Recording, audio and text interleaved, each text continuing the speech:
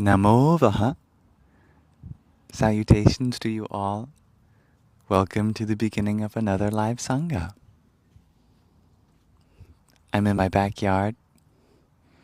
I see the two beautiful little ears of my cat Shadow shining through the sun, coming to say hello. Hello, Shadow Bear. Hey, you want to cuddle? Are you just popping by? Nice to see you too.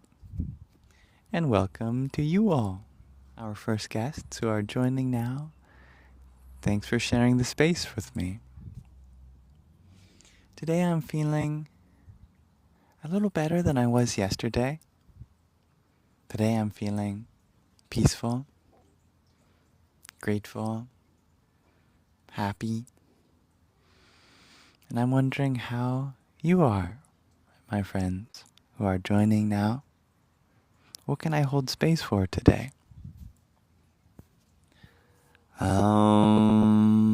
Sahana vavatu, sahanam bhunaktu, sahaviryam karavavahai, tejasvinavadhitamastu ma vidvishavahai. Shanti Shanti Shanti. Om.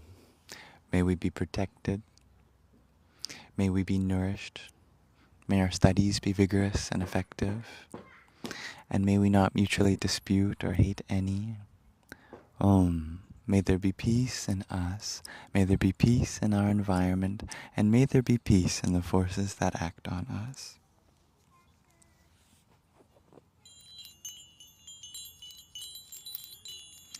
My little jingly heart. Namaste, dear Anisak. Namaste, Kelly James. Thank you, Anisak, for your heart me already. Blessing our Saṅgha. Om Ganapataye Namaha. Om. Salutations to Ganesha. May your path be cleared.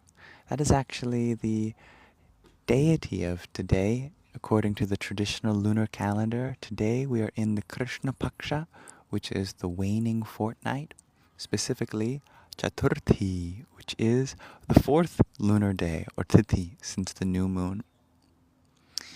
This Tithi, like every 5 lunar days from today, has the flavor of rikta, or cleansing, or clearing. These are the days I dedicate to live streaming, since I go by the lunar calendar. And on all Chaturthis and verily all Rikta Tithis, I do a live stream. And today's Tithi specifically, Chaturthi, is dedicated to Ganesha, that elephant-headed god from India whom blesses his devotees with a clear path forward, endowing, empowering them with an intellect that knows how to navigate whatever obstacles may be in their way. Thank you, dear Kelly, for your heart me. Om Saraswatiyai Namaha. Salutations to the goddess of language, of knowledge. Hello, Kate. I'm feeling quite blessed. How are you feeling? Welcome, Macaroni. Welcome, Dayflow. Icarus9, thank you for your heart me. Om Namah Shivaya. Salutations to the auspicious one. And thank you, Dayflow, for your trio of roses. Am Namah Shaktaye. Salutations to the divine feminine. Thank you, someone whose name is in a script that I would love to learn, but your username is Good Day. Thank you for your good job, Good Day. Am Kring Kalikaye Namaha. Salutations to the goddess of space and time. Hello, Paige. Thank you, Icarus, for another gift that is alive. Thank you, Aylin, for your heart. Me too. Welcome to you. Om Dum Durgaya Namaha. Salutations to the fierce goddess. And thank you, Good Day, for the shard of hope. Om Shrim Om. And thank you for Go Popular, Aylin. How are you, Macaroni? We got two macaronis here right now. Macaroni 032. And thank you for asking, Aylin. I am grateful to be here with you. Macaroni singular, without any extra digits, you share that today you have spent the day in the garden and also made lemon dill turmeric soup. That sounds so healing and nutritious. I love that. Thank you for sharing. Hello, Sean.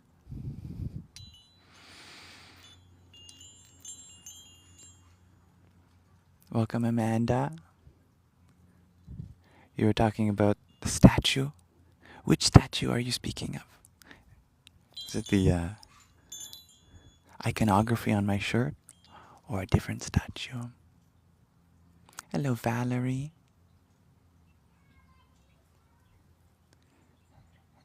Nomi, you ask, what do I think about Kanye West? I don't think I have an opinion on this person.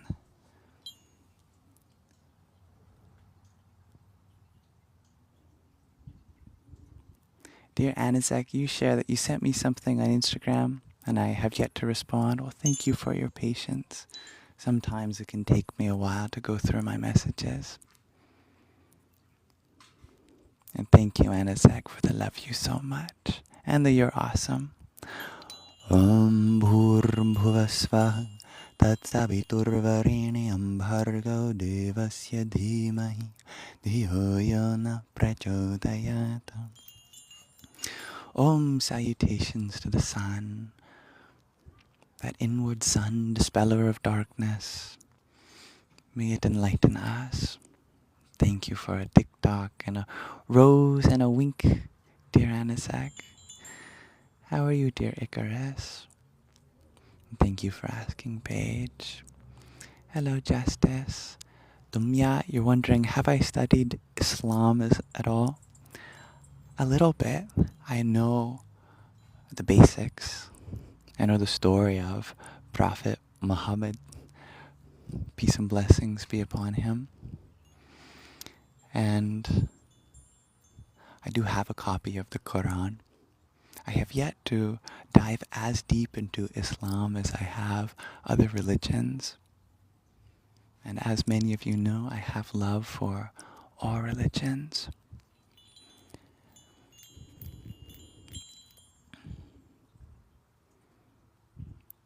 Macaroni, you share it. You're going to make like a dwarf in a fist fight and hit the sack, but much love, cowboy.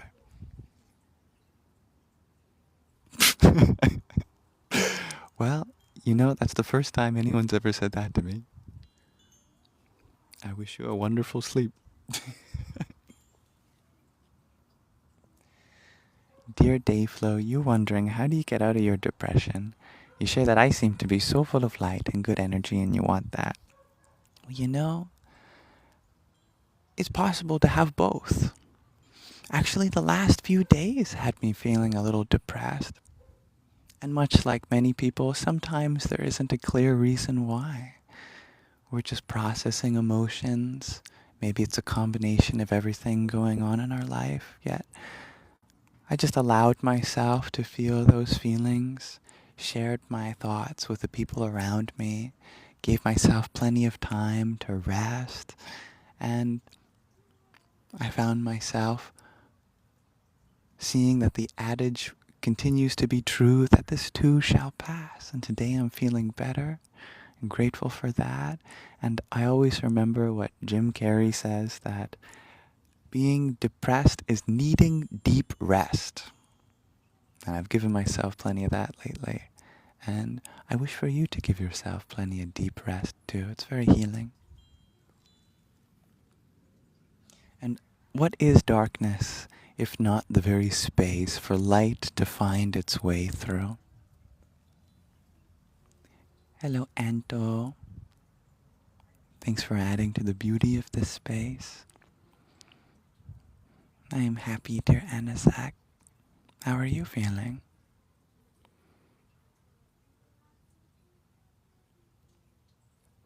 Irene, you share, you remember going to a meditation class with me and I farted when I did that one pose? That sounds funny. Although I've actually never been to a meditation class, fun fact.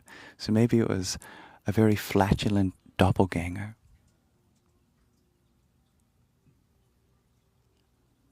Oh, thank you for offering to share your soup for G and I, dear Macaroni. Dear Scarlett, you're wondering, do I listen to Western music? You know, I actually don't listen to much music. It's something that makes me feel kind of alone because it's like what brings the whole world together, right? And then I'm like that one person in a million that just like kind of doesn't listen to any music. It's kind of embarrassing to share because I know that like everyone bonds over it. And yet for me, I just love the sounds of nature. I like to try to be with my own thoughts in silence. I like the sound of the rain, sound of the ocean. Even when I'm out in public or at the gym, I just like the soundscape that's already there.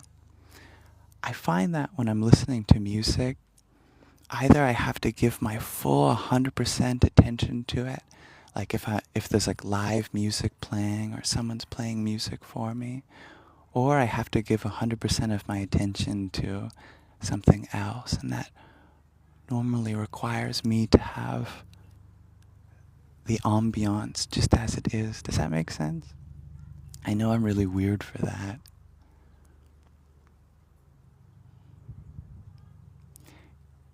Dear Clat, you're wondering, am I still interested in mathematics? Yeah, in fact, I was feeling inspired to maybe continue my education in some way today. I was watching some cool videos on math today, and I still love it. I still do mathematically related things in my free time. It's been a big stepping stone on my journey. Do you still love mathematics? I imagine so, having asked that question. And thank you, dear Neangelo Pack, for your heart me and your Go Popular.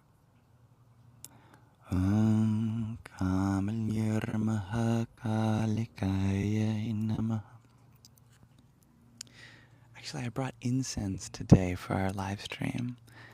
And even though I would love to convey the smell through the magic of the internet to you, I'm afraid that our internet has yet to be able to share smells, although it's probably a good thing, because do I really want to be scrolling on my feed and then somehow have someone's fart post come up and I could smell it in ingratiatingly precise detail, what they ate for lunch that day?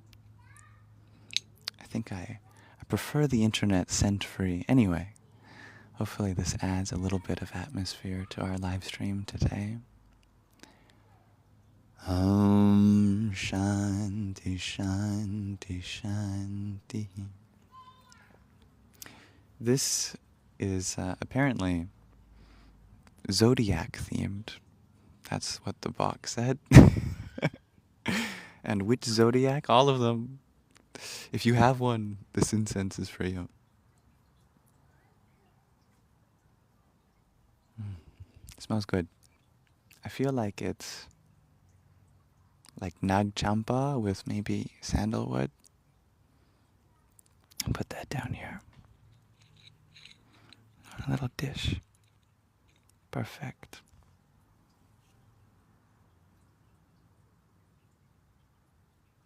Dear Benjamin, you had sent a heart me. Thank you for that.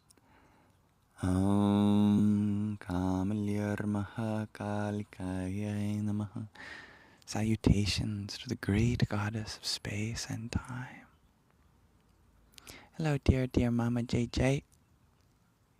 Lately you share you can't sleep longer than 3 hours. Oh, I'm sorry to hear that. Sleep is perhaps one of the most important things that we do. If we structure our life around sleep, sleep becomes the best supplement. So much healing, processing takes place in sleep. It's how we reset for the next day. And if we feel like we can't do that properly, then it feels like every day we just add on to the things that we need to heal from or process. That's hard. Maybe you can work with the idea that you're sleeping 3 hours at a time. It's said that in ancient times, actually in just pre-industrial revolution times, humans used to sleep biphasically. So we'd sleep for a chunk of time, then we'd wake up, be awake for a little bit, and then we'd sleep for another chunk of time.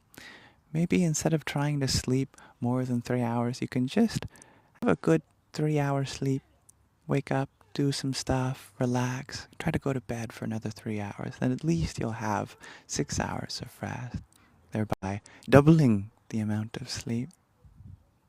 And trying to really make your bedtime and bedroom space as dedicated to sleep as possible. Like, if you find you can't sleep, get out of bed. You don't want to associate your bed with anything other than restful sleep. So I would try to get out of your bed if you're on your phone, or if you're eating, or if you're just laying there thinking. If you have a couch somewhere in your home, or like just a spot to lay down on the floor next to your bed, make that place comfy. Then when you know like you're in that nice cozy sleep state, then you can move to the bed. That way you program yourself to really get sleepy every time you're inside the bed. And if I miss a comment, anyone, please feel free to send it again.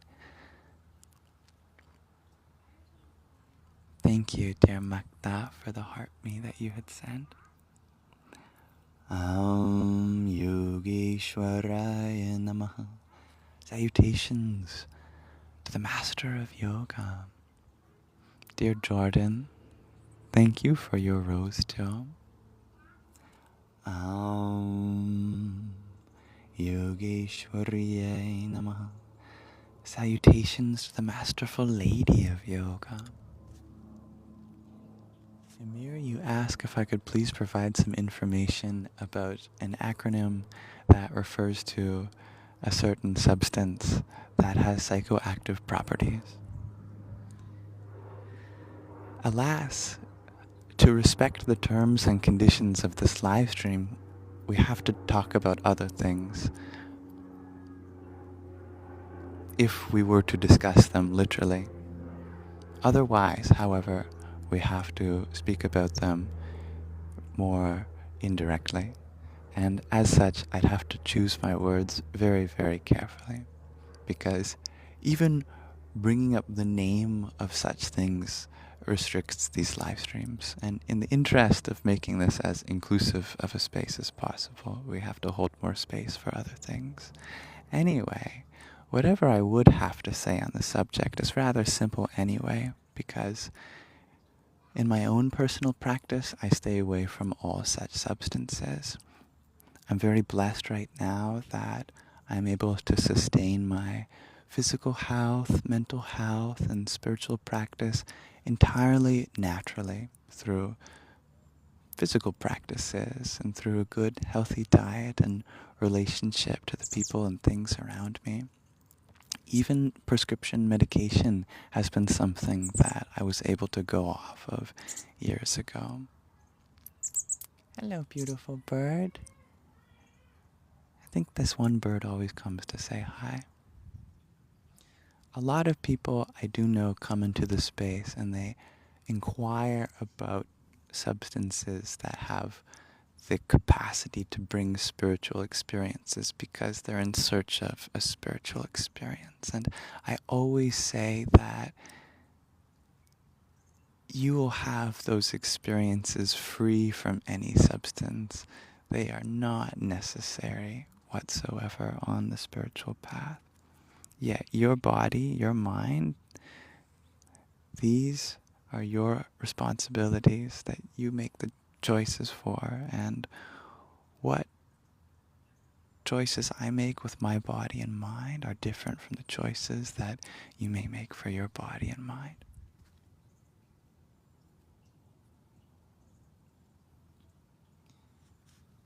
Thank you, Giuliano, for your glove cheers, and love you so much.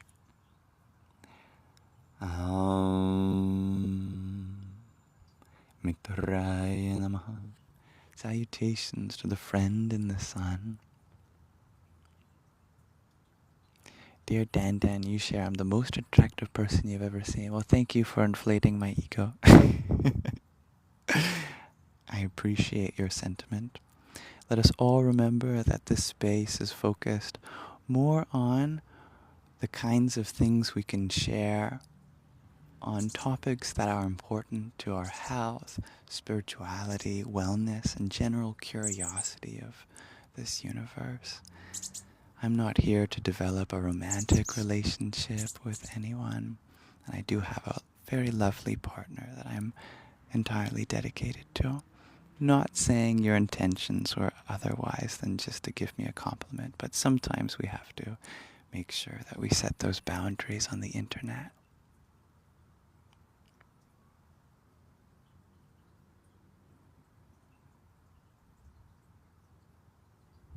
Dear Dayflowers, you're wondering, why are yoga poses made like Hindu gods? You genuinely would like to understand. That's a beautiful question.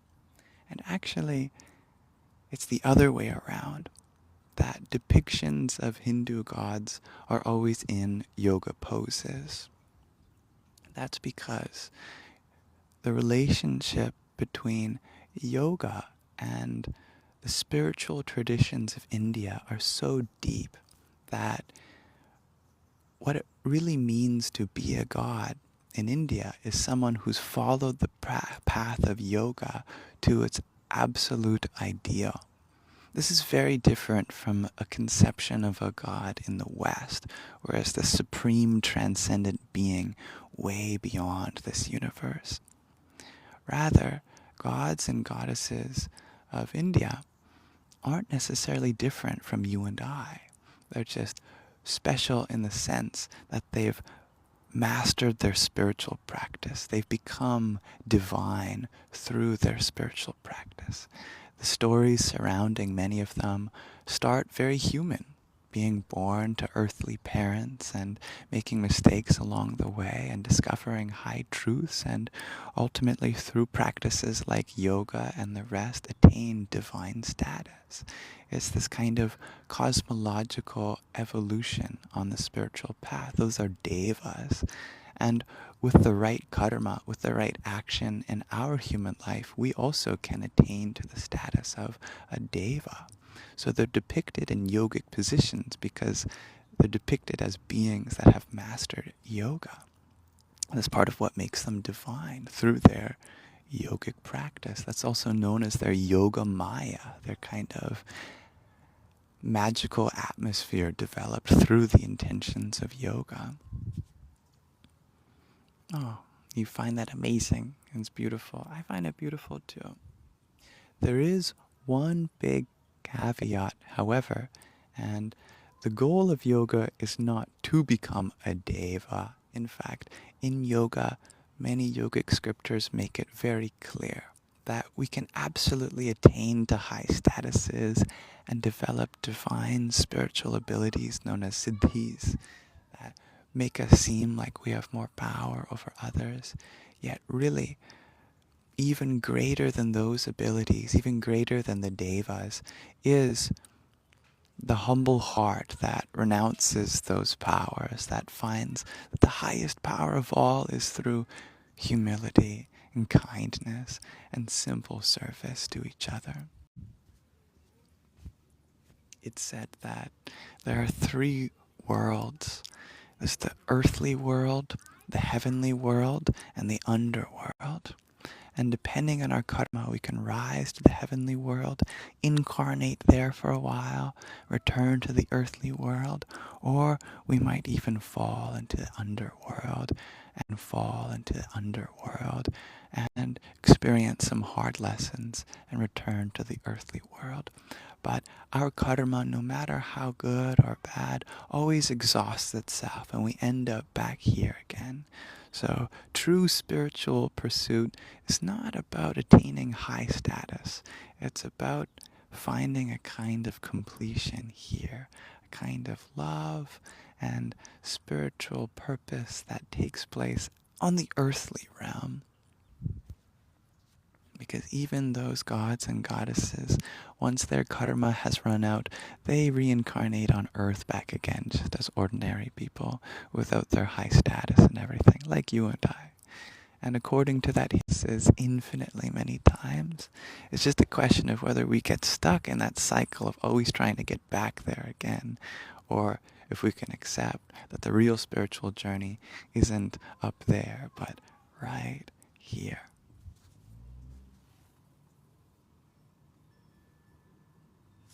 Thank you, Samantha, for your quartet of go-populars.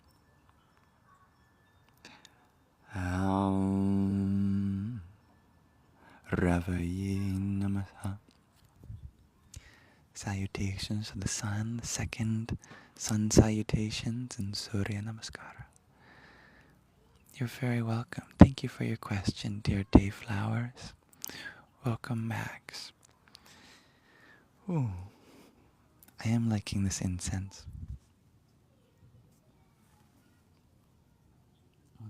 Thank you, Samantha, for your glow sticks. The 5 of them. Ham Yum Sa Trambakam Yajamahe Sugandhim Pushti Vardhanam Urvarukamiva Bandhanan Amrityor Mukshi Yamamritat. Salutations to the all-nourishing one whose fame is fragrant, the three-eyed one, the one with their third eye open. May they free us from the stalk of mortality, much like a cucumber is severed from its stalk, but never free us from our immortality.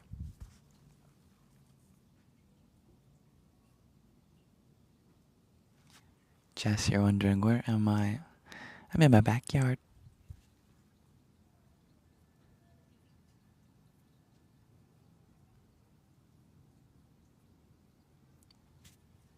Karan, you ask, is that the reason that an elevated spiritual person cannot be contaminated by contact with physical body?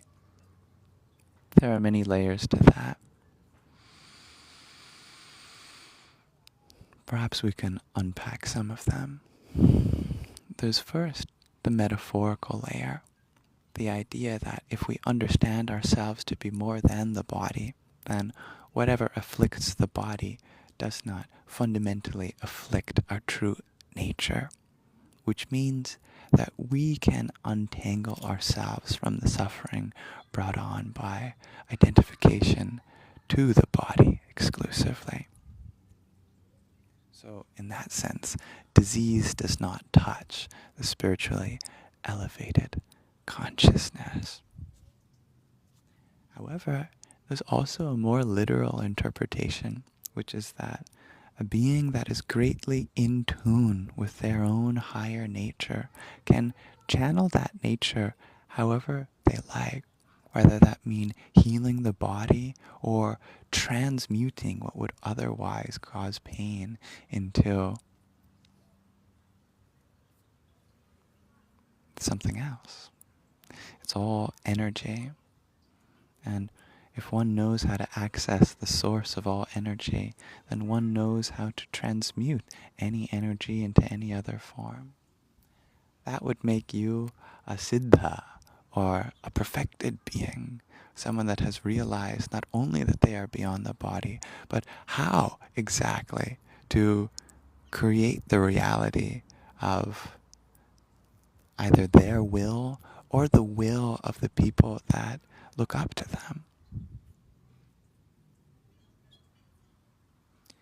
Because a true enlightened being will never use their wills to overcome another being. Autonomy will always be respected. And that has some pretty deep implications for exactly when and how an enlightened being may intervene in this world.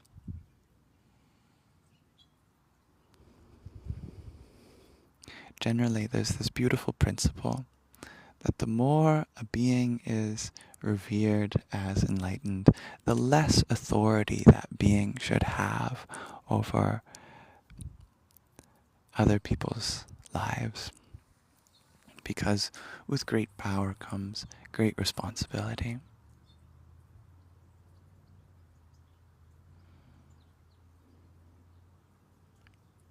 Karan, you refer to how sensual enjoyment is one path to spiritual awakening. Indeed, and you are referring to tantric paths, paths that allow for sensual experiences rather than paths that require one to develop aversion towards them. And such paths require great care too, because they can easily become masks for a person's own attachments. Because if we can do anything and call it a spiritual path, then that means that we can easily hide from accountability. And we want to make sure that accountability is something that is always present alongside our spiritual path.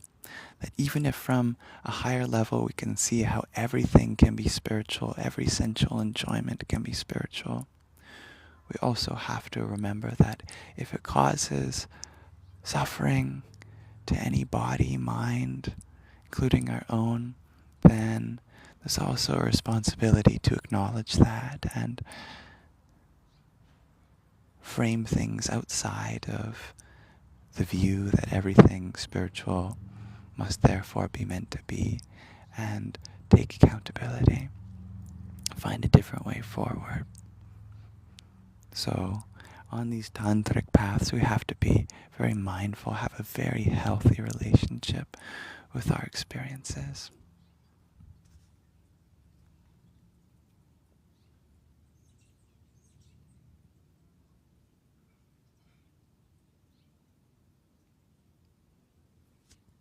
Karan, you referred to how an enlightened being's physical body touch another physical body can awaken spiritual kundalini. That may be true, yet it can also very easily be taken advantage of. Because if one person says that they have something more than another person, and therefore I need to touch you in order to give you that spiritual experience, then that can take away a person's autonomy. And there are many cases, unfortunately, around the world where people have taken advantage of that. And there have been a lot of traumas that people have to heal from because of people abusing such an idea. So, in general, I think it's best to separate the idea of Kundalini being transferred physically from one person to another from a person's own independent journey in their rising of Kundalini. That way we respect each other's autonomy and we don't run into problems of potentially taking advantage of another person's body through some spiritual perspective. Now, if someone wants to explore certain ways to experience those things with their own romantic partner under 100% consensual and safe environments, then that's another thing. Yet we should leave that to a person's private life rather than in some official spiritual context with another person that's not their romantic partner.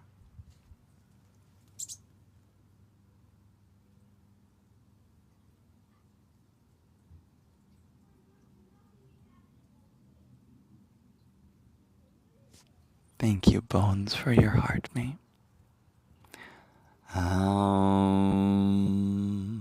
Suryaya Namaha. Salutation. Salutations to that brilliant disk in the sky that is the sun. Thank you, ZMW, for your heart me and your friendship necklace. Bhanavi Namaha. Salutations to the sun, the fourth sun salutations in Surya Namaskara.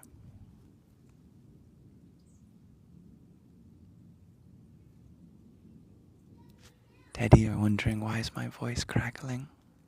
Because I'm speaking very softly today. Thank you, dear Samantha, for your trio of ice cream cones.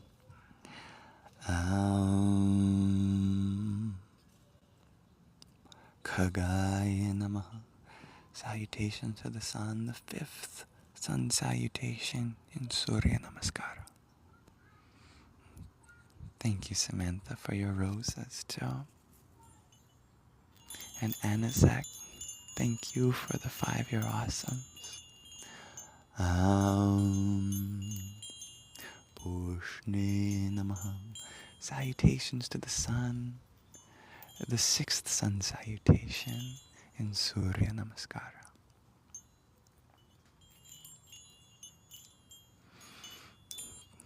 ZMW, you share namaste, friend, and may you have an amazing meditation. Thank you for being live, friend. Thank you for being a part of this, and thank you for blessing our meditation. Dear Bones, you ask, do I surround myself with, and let me scroll back up, people with the same mindset as me only? That's a good question. And naturally in life, we have to balance two forces. We have the need to surround ourselves with people that share the same values.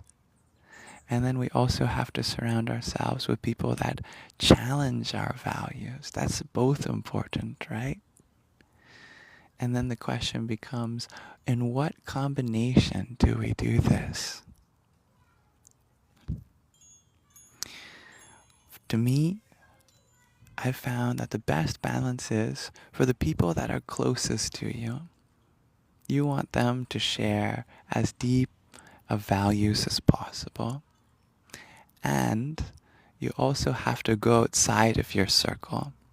So like, for example, when I go on these live streams, I welcome one and all from a variety of mindsets and worldviews. I pray the algorithm delivers unto us people of diverse cultures and backgrounds and interests. That way, we simultaneously have people that love and support and understand our personal path because it's similar to theirs, and of course every person.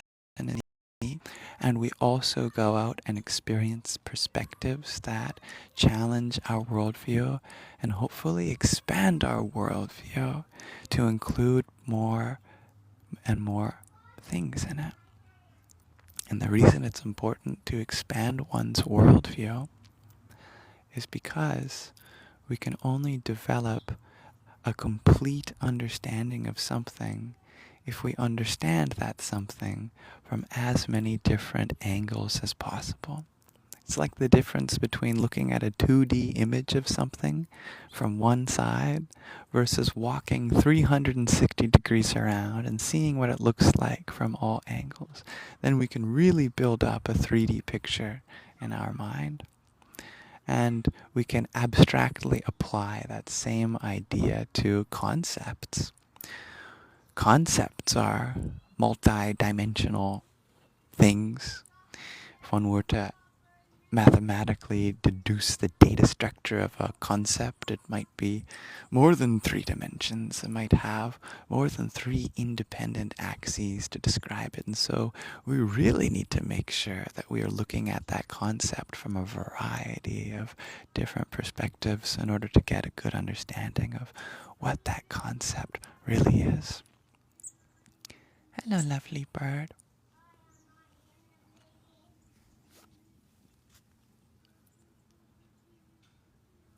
Thank you for your blessings, dear Richard. Namaste, Bonds. Radhe, Radhe, dear Hasid. Cody, you're wondering, what's the relation of Buddha and yoga? That's a good question. Well, they're both Sanskrit words. Buddha comes from the dhatu Buddh, meaning to awaken. And so Buddha literally means the awakened one. Yoga comes from the dhatu yud, meaning to bring together. And yoga literally means bringing together. So Buddha was on a path of yoga. Yoga is actually a very general term for a path intending on harmonizing many different things into one coherent form. Literally, there are so many examples of where the word yoga would be used as a word in Sanskrit. Like, for example, when a star, when a star or a planet or two celestial bodies in the sky conjoin, as we'd call it in English, a conjunction is also called a yoga, a bringing together. Or when you grab the reins of a horse together, that's called a yoga. Or when you bring together a bunch of troops in an army to stand before another army, that's called a yoga. So it's a very general term. Yet, spiritually, it's about bringing together all the different parts of life into a coherent form where we can experience the truth. And for Buddhists, that truth is that in life there is suffering to attend to. We have to be mindful of where that suffering comes from, how we can alleviate it, what the path is from where the suffering originates and how it dissipates, and exactly what steps to take to get there.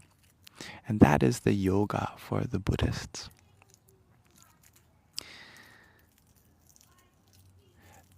There are many schools of yoga. These are schools that incorporate the philosophy, the spiritual philosophy, and physical practices of yoga in specifically Buddhist themes too.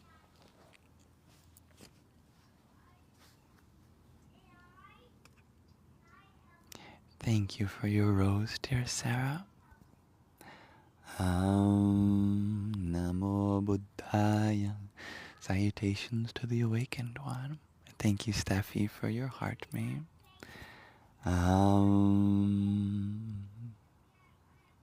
Hiranyagarbhaya Namaha. Salutations to the sun as the golden egg. Gabriel, you clarify, isn't Buddhism nihilistic? That's a great question. And the truth is that it very much depends on which school of Buddhism that you follow. Just like in the West, there are many different schools of Christian thought. What Catholics believe may be very different from what Presbyterians believe, which may be very different from what Anglicans believe. They all have different interpretations on what it means to be Christian, yet they all believe in some fundamental things that they share. Likewise, there are many different schools of Buddhist thought, some of them more nihilistic than others. For example, the Buddhism that is known as Theravada is more nihilistic than the Buddhism known as Mahayana. Mahayana Buddhism is actually very positive because rather than wishing to achieve nirvana, a Mahayana Buddhist wants to enter into this world fully and be as kind-hearted, loving, and supportive of a servant to the beings in this world as possible. To the Mahayana Buddhist, even higher than reaching enlightenment is being a bodhisattva, which is being someone that wishes to stay back at the material realm fall in love with the idea that this world is meant to receive our service to it. We're meant to be here and be kind, kindred, loving beings a part of this world. So that form of Buddhism is very beautiful to me.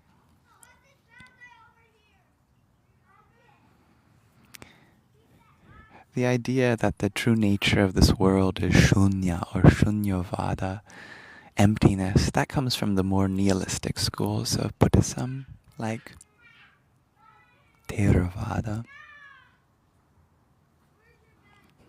Thank you, Steffi, for your 11 roses. Mani Padme Hum. Om. The jewel in the center of the lotus. Thank you for your question, Gabriel. Cody, your understanding was that Buddhism says no self or one exists, while Hinduism thinks there is one Atman or eternal spirit. That is true. That is one of the biggest distinctions between Buddhism and Hinduism. Buddhists generally believe in the principle of anatman, which is no fundamental self, whereas the Hindus generally believe in atman, the existence of not just a fundamental self of what makes you you, but that fundamental self is one with Brahman, or the universal self. And to me, they're very much identical. They're equivalent. They're like equal but opposites. The Buddhists say, reject everything as yourself. The Hindus say, include everything as yourself. The point is between them to not differentiate between what is you and what isn't you. And on that level, they're really saying the same thing, just in different ways.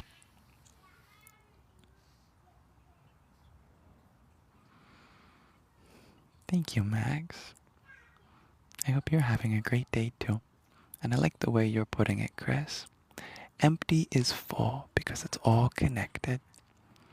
Emptiness, when applied to an object, makes the object empty. But is emptiness itself empty? Does the property of emptiness apply to itself? It's a property that applies to things, but can it apply to itself? If we say a box is empty, that means there's nothing in the box. But if we say emptiness is empty, then that means it's devoid of the very thing that makes it lack things. So what is it full of, if not infinite possibility? Thank you, Coco Loco, for the "You're Awesome." Marichaye Namaha. Salutations to the sun, the 8th sun salutation, and Surya Namaskara. Hello, Billy Boy. Thank you for your question, dear Cody.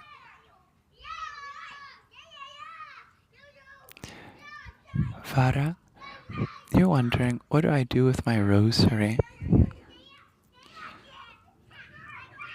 This rosary, also known as a mala in Sanskrit, is very similar in intention to what a lot of different cultures use rosaries for. And that's having a set amount of beads to do some prayer, or maybe breathing pattern, or mantra chanting, so that one round of whatever it is you're doing serves as one round of meditation, going from the tassel bead all the way back to the tassel bead again. This is the way that ancient yogis timed their meditation before clocks and watches existed. And it's a way that you can still time your meditation today. For example, a simple chant like Om Mani Padme Hum.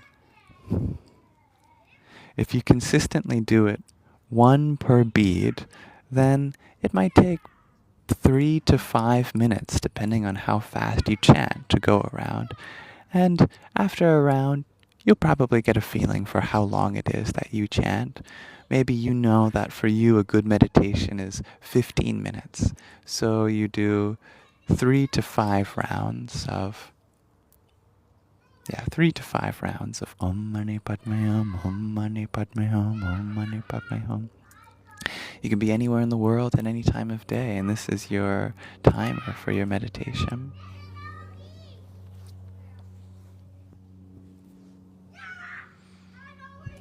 Thank you, EMP. Billy Boy, you're wondering, could I tell you about sacred geometry sometime? You miss my talks about math? Sure. And sacred geometry is such a vast topic. Is there any area in particular you wanted to explore?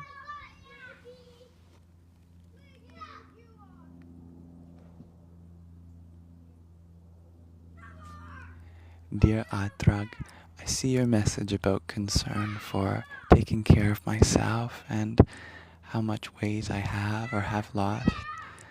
Actually, I always get comments like this whenever I wear a t-shirt. And the truth is that even years ago, whenever I do a live stream in a t-shirt, people notice that I have thin arms and thin proportions that way. When I'm wearing long sleeves, almost no one ever shares those things.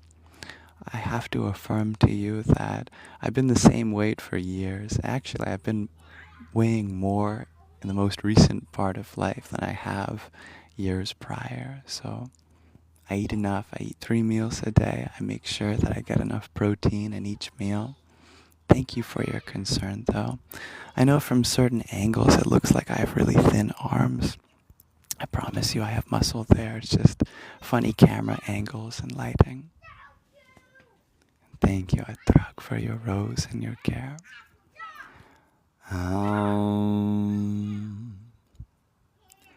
Adityaya Namaha. Salutations to the sun as the child of the goddess. Yeah. You and me both, you're naturally thin, high metabolism. I'm sure that'll change as I get older. Thanks for being a part of this community, dear EMB. Hannah, you're wondering, what country am I in? I am in Canada. Dear Day, you share you would love to accomplish a good meditation. You ask, how do you learn to ignore all outside noise? And actually, that makes for a great little teaching moment, because meditation actually isn't about ignoring outside noise, and many people might be surprised to hear that. There's actually 2 types of meditation. One type of meditation is known in Sanskrit as nivritti. Nivritti means going away from the thoughts. And that is kind of like ignoring, although there's a certain practice that you build up to withdraw your senses more than ignore. A whole other form of meditation that most people have yet to learn, which is 100% easier for most people, is called pravritti meditation. And that means actually going in the direction of your thought, or in the direction of the world. So in a pravritti meditation, you're not trying to silence the mind, nor are you trying to be in a perfectly silent environment. What you're trying to do is allow your awareness to fill your mind and fill the world around you. In fact, you can do it completely with your eyes open, your ears receptive, and even in motion. Pravritti meditation very much benefits from standing up, walking around, being a part of this world. These are 2 different kinds of meditations. Nivritti, which is what most people call as meditation, and pravritti, which needs to be taught as much as nivritti is in the West. The problem was that when meditation first became taught in the West by teachers that came from the East, most of the teachers from the East were practitioners of Nivritti meditation, the ones that came over. So in the West, as we are starting to become accustomed to meditation, we get a biased view of what meditation practice actually looks like, because it's a very specific type of practitioner from the East that generally comes over and teaches us in the West. If you were to go out to the East, you'd find a much bigger diversity of meditation practices than the kinds that are taught here in the West. And that includes pravrti meditation, meditation that includes mindful awareness of your thoughts and your environment without trying to silence them. You're trying to give love and acceptance and appreciation and emotional involvement and all of that. So a good pravrti meditation doesn't require you to be in a place that's quiet. A good pravrti meditation actually has a lot going on, because then you can fully immerse yourself in the sensual experiences that's all happening around you. You can light some incense. You can, while you're eating, savor each flavor. You can get lost in each explosion of a firework. You can appreciate the way that light is bouncing around you. You can hear children playing, for example. And remember, that's all part of life. This is your greatest joy, being a part of this universe, in unity with all that. You breathe into it. Imagine your air. As you inhale, you're drawing in all the soundscape of this world. And as you exhale, you are giving love to every atom of creation.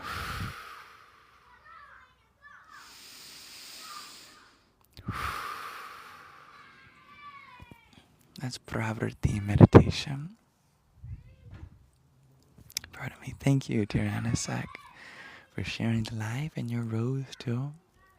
Savitri Namaha. Salutations to the sun and the 9th sun salutations of Surya Namaskara. Thank you, Davis, for your heart, me too. Arkaya Namaha. Salutations to the sun and the, is it the 10th? I think actually it's the 11th. The last one was the 10th. 11th sun salutation in Surya Namaskara. Thank you, SMK, for the heart me you had sent and the Go Popular. Bhaskaraya Namaha.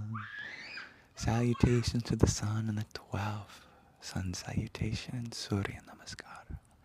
Thank you, the Matrix I am, for your heart me. Om Kameshwaraya Namaha. Salutations to the Lady of Desire, that is the moon. Thank you, Davis, for another heart me too. Where's my jingly heart? There it is.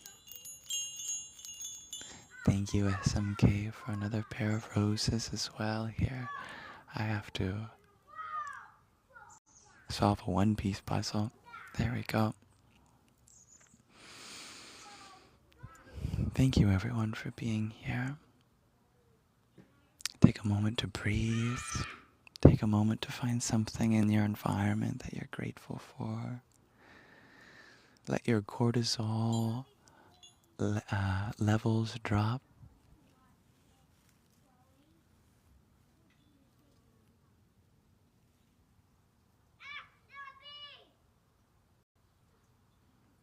Okay, just checking something. Dear Dayflowers, you share that you know that I say donations aren't necessary. I'm glad you know that. But you would like to support. Can you cash app? I don't think we have that in Canada. I think that's an American thing. However, if it is by your voluntary wish, on my website at shakta.ca, there is a donation link through PayPal, if that's something that you are able to use. Otherwise, perhaps we can arrange something else. But it's always voluntary, and I'm grateful to be here regardless.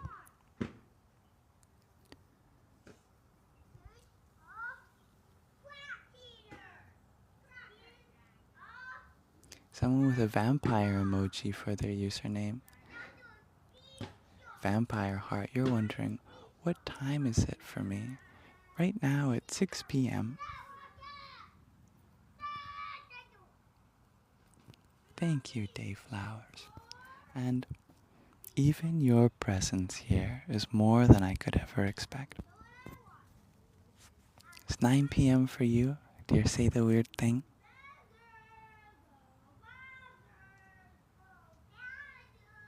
Dear Serena, you're wondering, is it warm in Canada?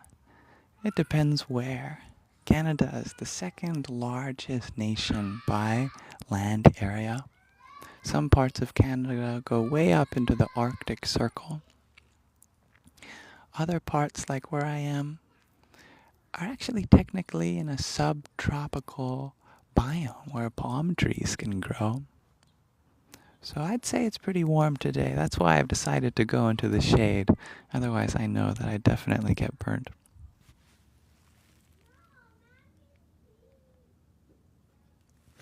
Dear Luna, you share you recently read the Tao Te Ching.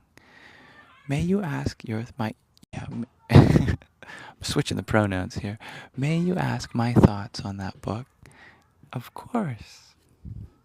I have only read the part that says the Tao that can be told is not the eternal Tao. And that was my cue to stop reading. I got the message. Close the book. However, I feel like I have a fun time exploring things and interpretations live on the spot with you. So even if it's the first time ever reading a verse, I'd love to go through it with you.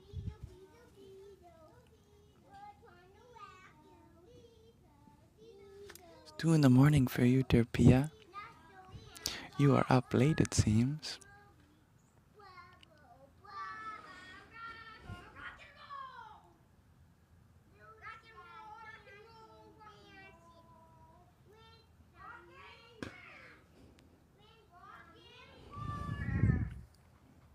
I'm grateful that the space is calming for you, dear vampire hearts. Dear Laura, you're wondering, what is my favorite tea to drink? That's a good question. I think that it changes depending on what kind of properties I want from the tea. Lately, I appreciate making tea out of cloves because I've been wanting to heal some of the enamel in my teeth, and cloves have eugenol in it, which is a great antimicrobial molecule. It also has a kind of anesthetic property to it because I was drinking so much apple cider vinegar for the health benefits of apple cider vinegar. I forgot to remember that even if I don't have other sugars in my diet and I do take care of my oral microbiome, that it's the acid itself that wears down the enamel. So my enamel started wearing down and my teeth have become a lot more sensitive to hot and cold. So to desensitize some of that, the anesthetic properties of eugenol and cloves is helpful for me right now.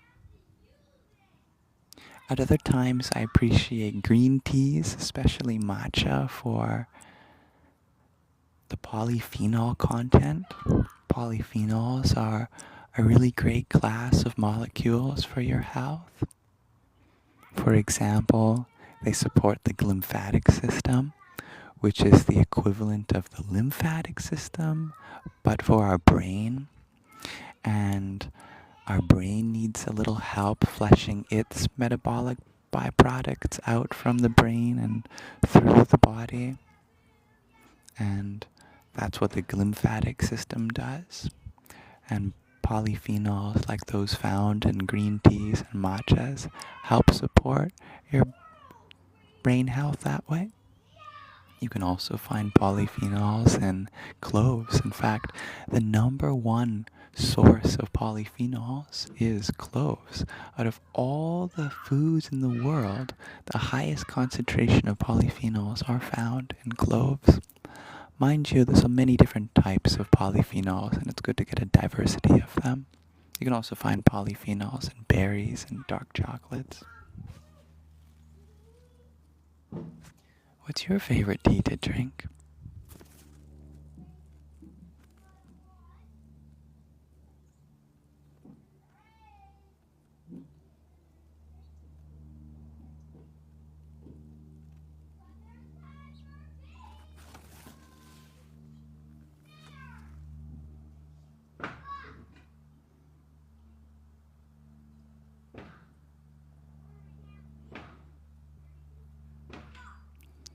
Dear Zari, you're wondering, how has the adjustment been from not being overstimulated anymore from working at the grocery store?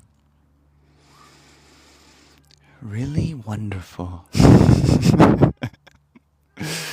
Yeah, thank you for reminding me of how privileged I am to be free from the overstimulation of working as a cashier anymore.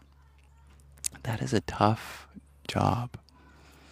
I am amazed at the people that can be a cashier for like years and years and decades. I lasted a good 5 months, I think it was. I find it very challenging to believe that in most places being a cashier is a minimum wage job when it requires so much mental alertness to be mindful of all of the product codes and the barcodes and greeting each customer one at a time, and you have thousands of people in a day go through your store. You have to memorize all these different prices and how the buttons all work and all the different protocols for refunds and gift cards and everything. It requires 100% mental power to get right. Otherwise, you're making all these mistakes and you have to fix them all, which requires a whole lot of other training too. And then there's the fact that you have to deal with the emotions of each customer that passes through. Because if you're neurodivergent, then you are sensitive to how each person feels as they walk by. Even if they don't say anything, you catch a glimpse of their face and you can tell they're processing something heavy. Or one customer is in a real bad mood and projects it onto you. You know, it's amazing that that's a minimum wage job when it requires so much more than what most people can do without having some kind of health effects begin to compound. So I have so much respect to people that work in retail. We need to be as kind and patient with them as possible. 9 times out of 10, they are overloaded and not showing it because they have to try to give their 100% undivided attention to not exploding themselves.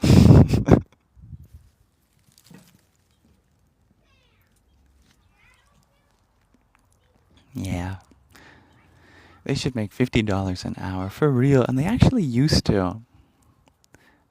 I was very surprised to learn this too. My dear cat Shadow is coming out of the bushes. Are you hunting me? I heard that back in the day, cashiers actually used to make a lot more than they do today, even with inflation.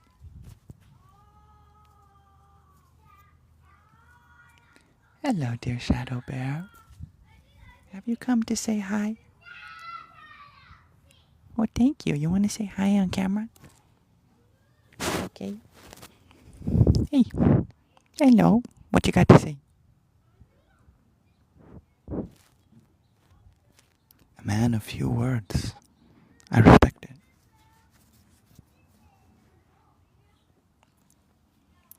Thank you for saying hi, dear Shadow Bear. You're so loving.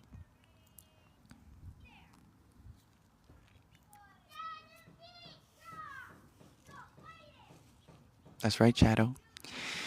The people have heard about your shenanigans with the birds. I know you are a super good hunter.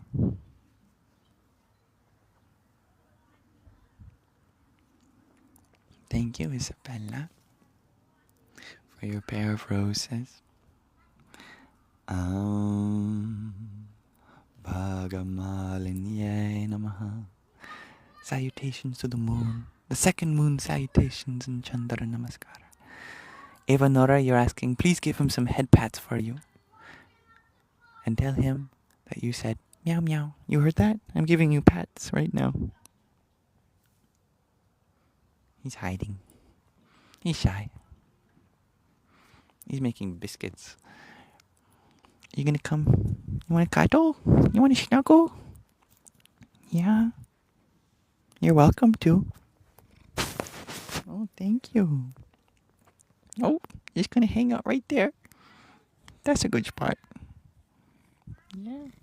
Ooh, I like your bird. Thank you.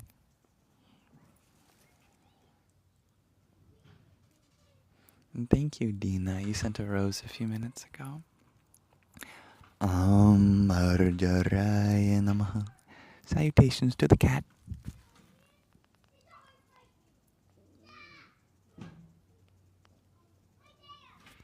Cat ASMR.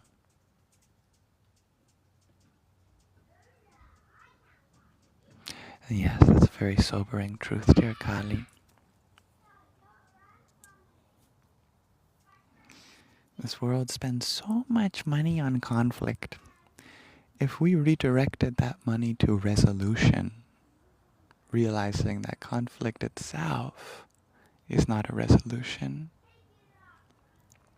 this world would very quickly become a better place. Yet, money itself can't solve all our problems.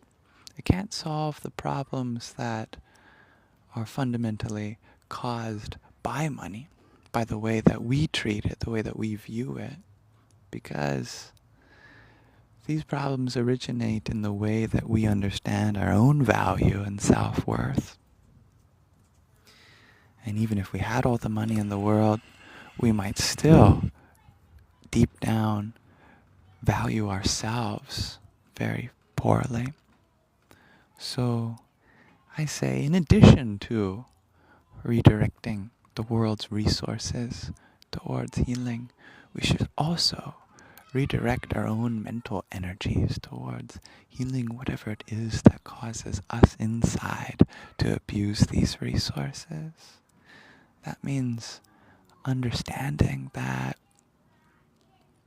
whatever problems exist in the world, they are a projection of the problems that we're experiencing in here that have gone unattended.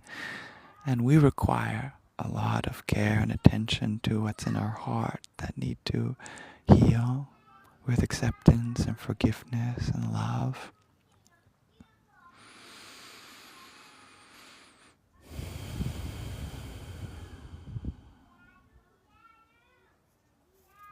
Much love.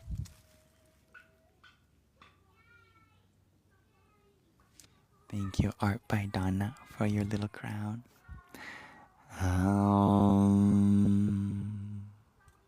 Nitya Klinaya Namaha.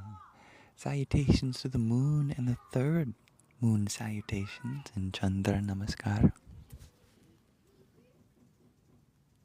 And thank you, soul, for your heartbeat.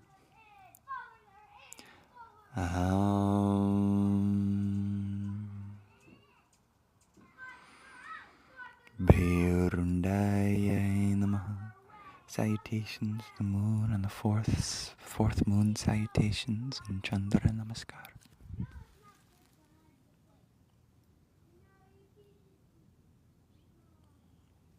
Because you share that sitting in lotus is so painful to you at your age, 53. You're not sure you can do it.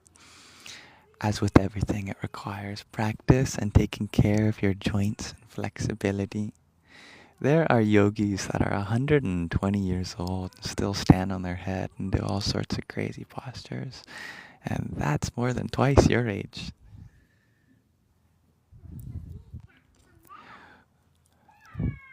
let these positions be targets and not measures of your health. If you find that it's challenging to do a certain posture now, that doesn't mean that there's anything wrong with where you are in your journey, or that you are slowly going to just all be downhill from here. I know a lot of women struggle with that as they enter into their 50s and 60s. When menopause comes, the society around them tries to make them feel that your use has all dried up because we live in a patriarchy. Fun fact, not so fun fact, surprise, surprise. And in a patriarchy, a woman's worth is not much more than what she does with her body. And if we define a woman's worth by her youthfulness, her ability to procreate, then naturally a lot of women in their menopausal years are going to feel like their bodies aren't what they used to be. But in many ancient spiritual traditions, particularly among indigenous societies or in the East, menopause was kind of like a rebirth, where a woman's energy finally gets redirected fully within. No longer is she bleeding for the world. All of that spiritual power is now being used and circulating through the body for her own direction. And that marks a great landmark in a woman's journey, in her spiritual journey. She becomes even more powerful. She becomes even more able to apply herself to whatever she wishes to apply herself to. In fact, there are many spiritual traditions that try to create menopause earlier in life. And that's kind of mind-blowing to many of us in the West, because we think that's unhealthy. In Taoism, for example, there are many practices to try to get a woman to stop her period even in her 20s or 30s, and so for the rest of her life that she is free from the cycle. That's only for the ones that don't want to have children.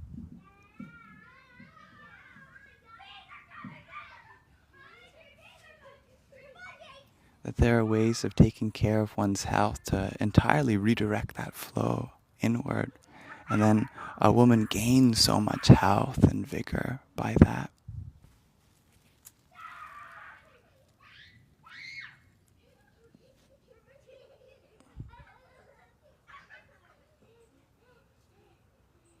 And thank you, dear Anasek, for your finger heart.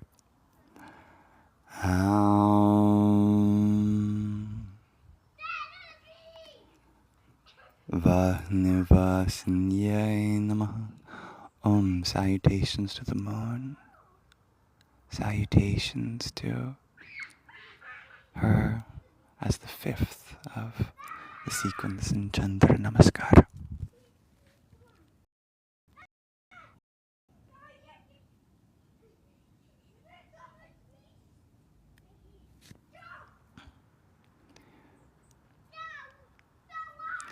If anyone ever feels challenged by my words, you are free to look into them yourselves. Everything I share comes from my experience, and I encourage you all to explore your own experience and research the things that I share. If you're curious about that fact, about how Taoists trained their body, women practitioners of Taoism train their body to enter menopause much earlier in life, there's a great video by Religion for Breakfast. That's a YouTube channel, and it's on Taoist immortality. It was published this year, so you're welcome to go and watch that video, where they reference a lot of scholarly research on the subject. Also in Ayurveda, it's known that a woman's menstrual fluid is the saptadhatu. It's the seventh tissue that is created in the cycle of turning our food into various tissues, from our microchyle through our plasma and blood into bone, into muscle, into fat, and through the sequence, finally, in men into their procreative fluid, and in women into their menstrual fluid. And for both men and women, there are practices of drawing back inward the sapta dhatu, which is the final tissue, and actually turning it into a secret and eighth tissue known as the ashta dhatu, or ojas, tejas, prana. Menstrual fluid is an incredibly powerful substance. It's known to have stem cells in it, pluripotent stem cells that can turn into a myriad of different healing remedies that many indigenous societies learned how to use. And yet, it's also something that can be channeled into an even higher fluid when it gets redrawn back into the body. And the same is true for men's procreative fluid. Through the practice of brahmacharya, through the practice of abstaining from releasing of the procreative fluids, the body actually, after a period of time, realizing that it's not getting used for procreative purposes, takes it one step further, and it turns into cerebral spinal fluid. It turns into lymphatic fluid. It increases our vitality. It increases the lubrication in our central nervous system. It's a very highly refined form of the body.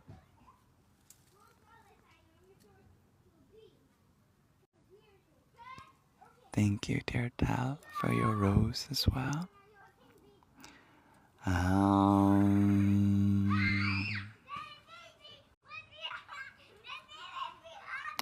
Mahavajreshwariyai Namaha. Salutations to the great thunderbolt of the sky that is the moon. And these are all voluntary practices, by the way. It should be duly noted that what one person does with their body is entirely their choice, and by no means should I be seen as a man speaking on behalf of what anyone does, especially women with their own bodies. I'm just here to give affirmation to the women that there are some ancient indigenous spiritual practices that honor a woman's body as so much more than just being a source of procreation. The body is this miraculous thing that deserves respect and deep attention. It can do so many wonderful things, so many more wonderful things than just serve as a stepping stone in a lineage.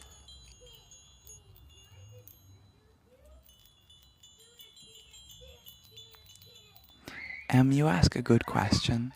Why, if I honor a woman's body, do I stop looking like a masculine guy?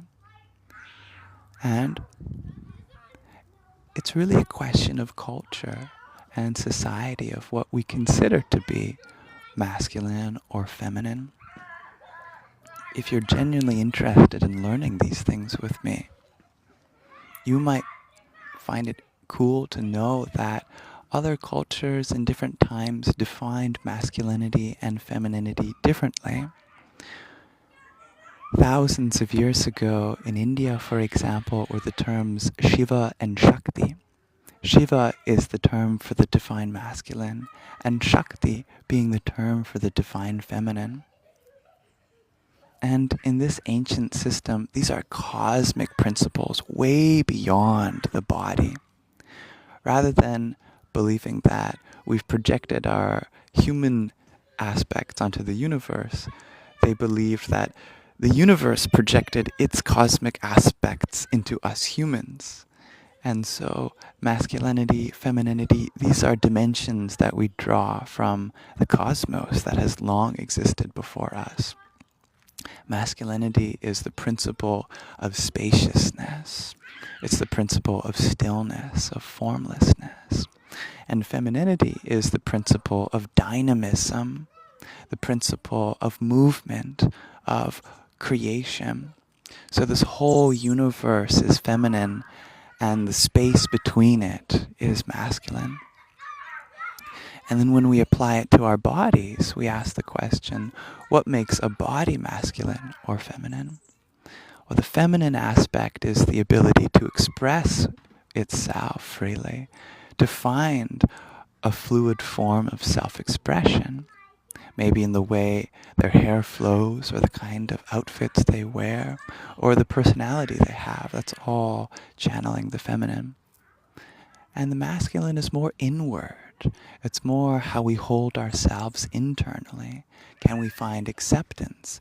Can we find a deep sense of resolve? Are we able to hold the whole world in our hearts without being taken off center? That's an inward dimension. So the only real way to express masculinity through the body is indirectly, in the way that a person is non-reactive, for example, in the way they have a fulfilled and concrete sense of self within.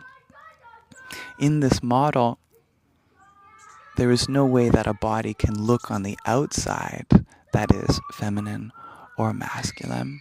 Indeed, all bodies are feminine because they are made from the tissue of the mother.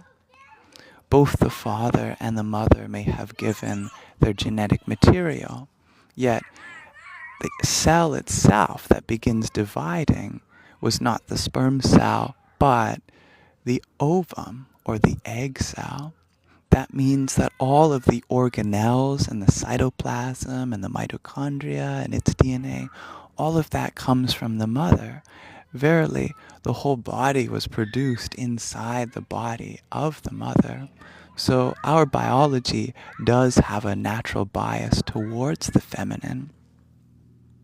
That's why we call her Mother Nature or Mother Earth. She is the one that expresses herself through all bodies and all genders. And I find that very beautiful to me, because it therefore transcends cultural stereotypes of what it means to be masculine or feminine. And it gets simplified to deep and beautifully universal cosmic principles of movement and stillness, of creation and spaciousness. And this we can find within everything.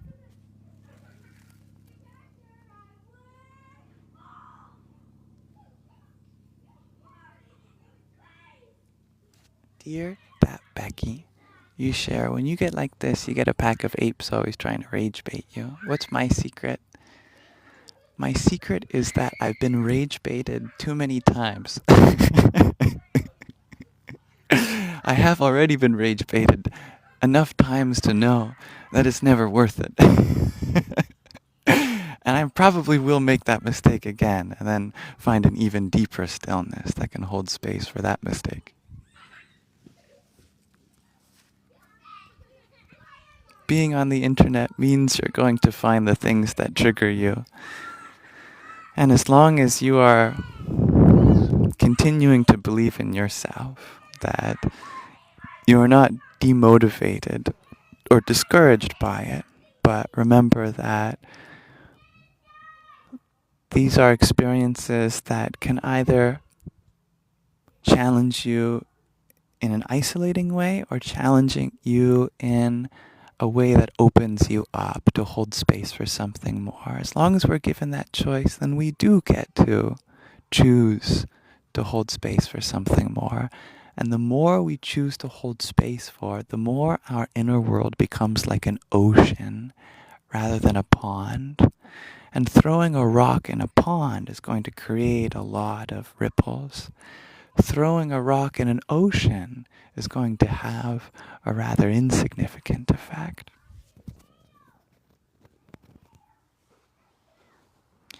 And also, we have to remember that we live in an age now where most people on the internet are actually bots.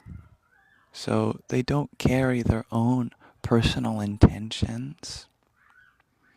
A lot of the trolls on the internet are actually manufactured digital weapons to try to stir up controversy and shift the public consciousness in a direction towards conflict. And if we are sincere about our spiritual path, then we must remember that there are no enemies in our journey.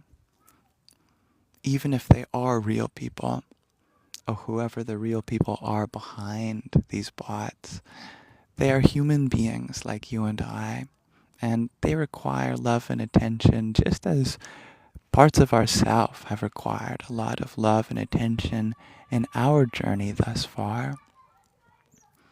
Generally, people mean well. They just choose aggressive wording because that's the wording that they've received from others in their life. They've been treated in a way that hurts them, and so they only know how to treat others in hurtful ways also.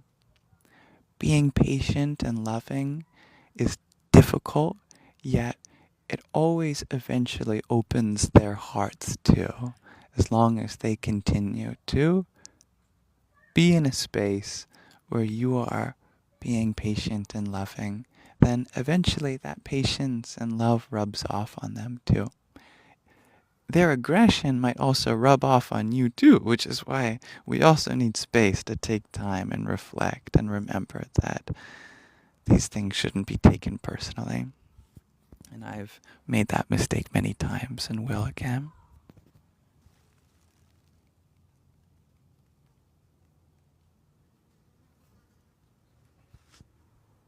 Many people are pointing to the idea that ultimately we are our own worst enemy. And we also are our own best friend. And the relationship you have with yourself is the most important relationship that you have. How you take care of yourself says everything about how others are able to take care of you and how you are able to take care of others. Here's a great reminder to drink water.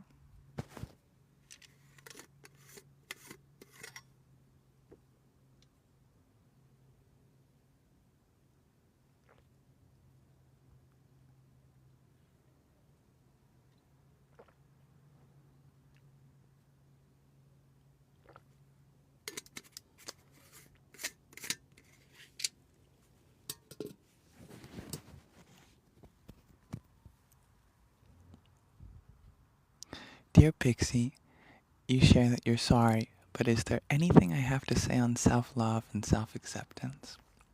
Yeah. Never feel sorry for asking for help. You can forgive yourself for that. It's not a weakness to ask for help. It's actually one of the things that make you strong. In our society, we demonize vulnerability as a form of weakness, when it's actually the very thing that allows you to become stronger. Vulnerability is your greatest strength. Being able to be an emotionally sensitive human being is such a gift, because that's what this world needs. It needs people like you that are able to hold space for others, because the more space we hold for others, the more connected we are as humans, and the less alone we feel. The more we can learn to safely rely on each other with trust.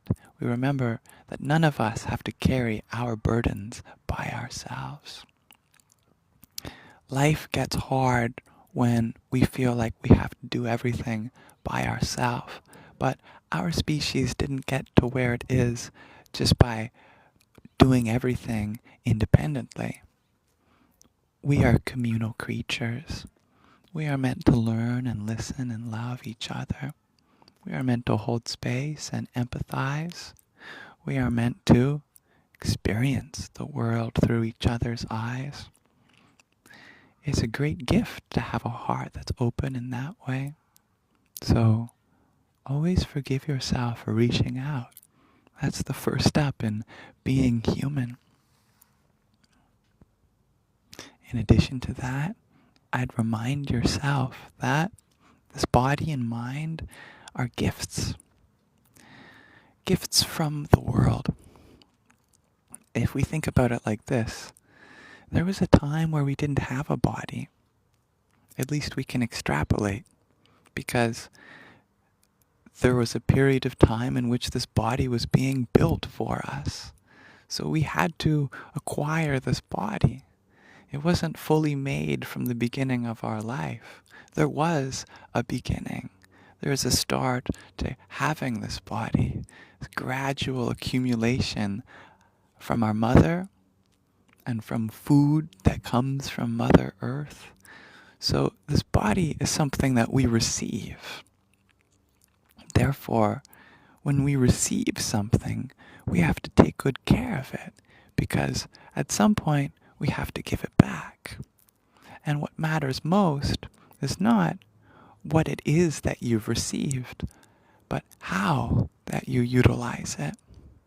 Are we going to make judgments about what we've received, or are we going to be grateful for having anything at all? How many spirits in this world would love to be incarnated as a human being? It's a privilege to have such an experience of this world. It's a very challenging privilege, and that challenge comes with great spiritual opportunities. No other creature bears the burden of a human being, and also no other creature has the responsibility of a human being.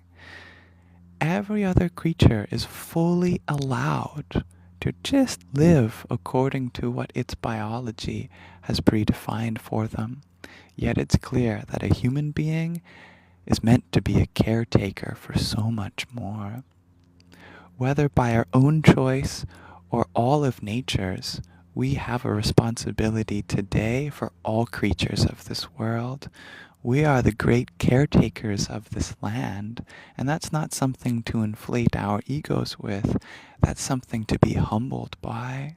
This body is an instrument of love and care, and we have to take care of it so that we can take care of this world. And as long as your heart is still beating, it's beating for you, because the heart was gifted to you too. You do not beat your own heart. The heart beats for you. As long as your heart beats for you, then it believes in you still. You haven't failed. It hasn't given up on you. If it did, you wouldn't be here. You are still alive. Your life means Mother Nature is still giving you a form. That form comes with a whole lot of love. You are allowed to receive the love in which the form has come with. Mother Nature is very forgiving. She's so forgiving that we have polluted the whole planet, and yet she still gives human beings the chance to live and do different and be better. That's a whole lot of love, and it's a whole lot of inspiration for us to do better.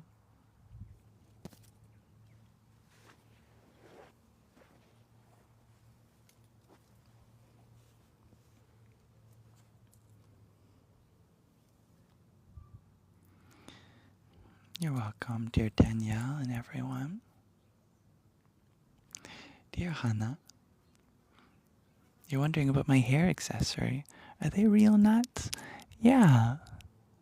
These are Rudraksha.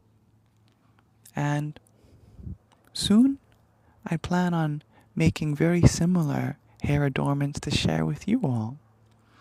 These came from a mala that I found locally in a place that sells a lot of spiritually themed adornments. You can also find them online. They're called Rudraksha seeds. These ones are bigger Rudraksha seeds. They also come much smaller sizes. They have a long history of significance. And I'm happy you like them.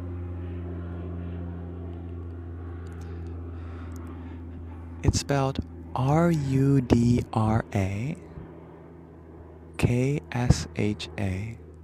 Rudraksha. Thank you, dear Greggy the Jam Man, for your heart me and Nonette of Go Populars.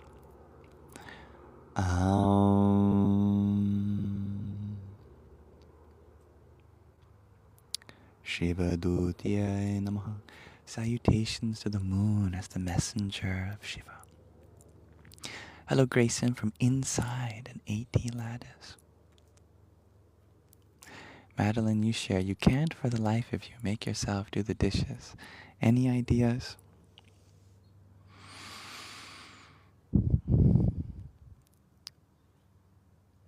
Don't do them for yourself. Do them for others. Think about the freedom that you're giving others by doing them. That's if you live with someone. Think about how long and how much energy it takes to do any task around the house. But don't stop there. If you just stop there, then you think, oh my goodness, it will take this amount of time and this amount of energy, and I don't want to do that. But then imagine that that's exactly how much time or energy it's going to take someone else to do it. So either you do it or they do it. And if you love them, then that's one of the things that you do for them. You free that time and energy for them to live their best life. And that helps you too. You develop that rhythm, you develop that practice. And that's if you share the household with others.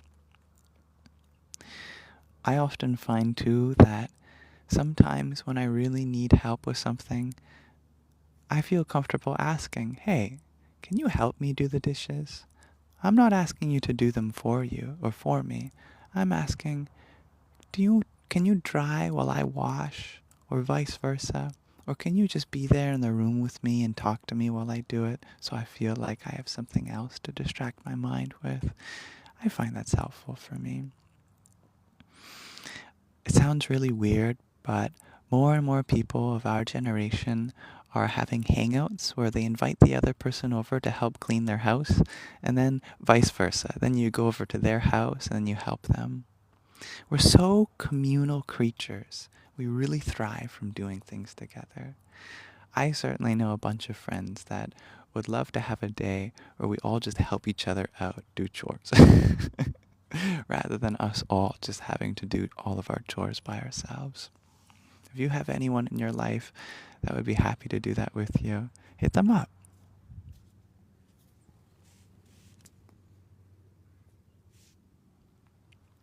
That's true, Sean.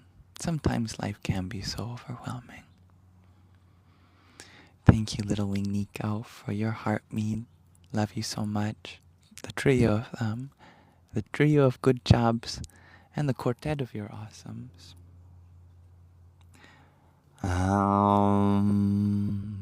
Dvaritaya Namaha. Salutations to the moon. One of the moon salutations in Chandra Namaskara.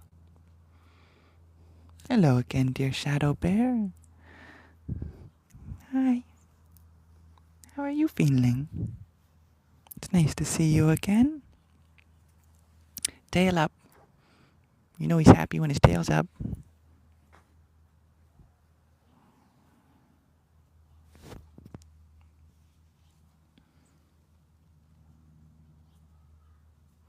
Madeline, you share somehow you'd rather deep clean your vacuum cleaner than do the dishes. And if you live in a household with others, it's a good thing to communicate which tasks that you prefer to do. often it works out that the task that you love doing is something that other people don't like doing, and the task that they love doing is something that you don't like doing too.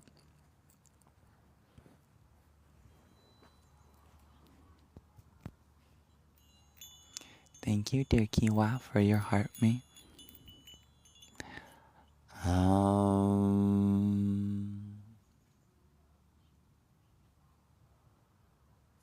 Kula Sundariyai Namaha. Salutations to the moon, whose lineage is of beauty. I like this, Greggy the Jam Man. If you clean your vacuum cleaner, you become a vacuum cleaner.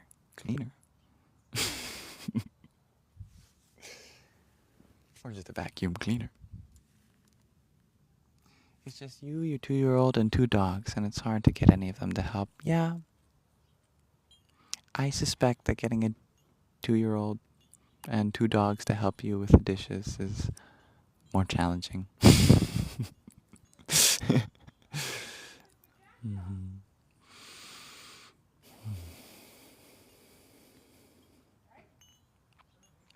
If you can, make a game out of it.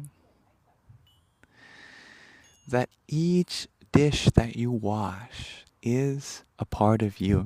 Because on a higher level, it's true. And we give respect to the things that held our food. Because food itself is such a sacred part of us. It is us in the form of our body. In yoga, the name for our body is the Annamaya Kosha, which means the layer of food. And in the West, we might hear that, and it almost sounds like we're degrading the body, we're just calling it a lump of food, but actually we're doing the reverse. In yoga, we regard the body very highly, and thus calling it the Annamaya Kosha is a way of uplifting food to a very important role as being the very building blocks of what makes us us. So, think about that importance of the plate, the bowl, the cutlery. The process of eating food would be very different without those things. They are almost the throne of the food, the very chariot in which this divine offering comes into the temple. We must take care of the way in which it came to us just as much as we care about what has come to us, that is the food. So you are doing yourself a great honor by receiving the gift that is food, incorporating into the body. We also respect the plate in which it was served on. There's symbolism in that too. That symbolism has a great benefit in the rest of our life, because how we do anything is how we do everything. It's a way of saying thank you for the gift of nourishment. Every little thing in our day, how big or how small, can have spiritual meaning behind it. That can feel very rewarding when the whole day, therefore, becomes spiritual progress.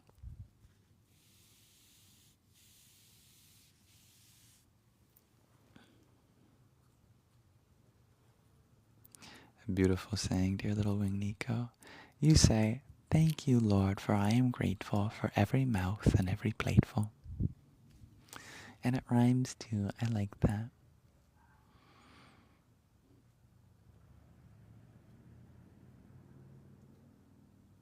Dear Tanya, you're wondering what were my studies or major at university?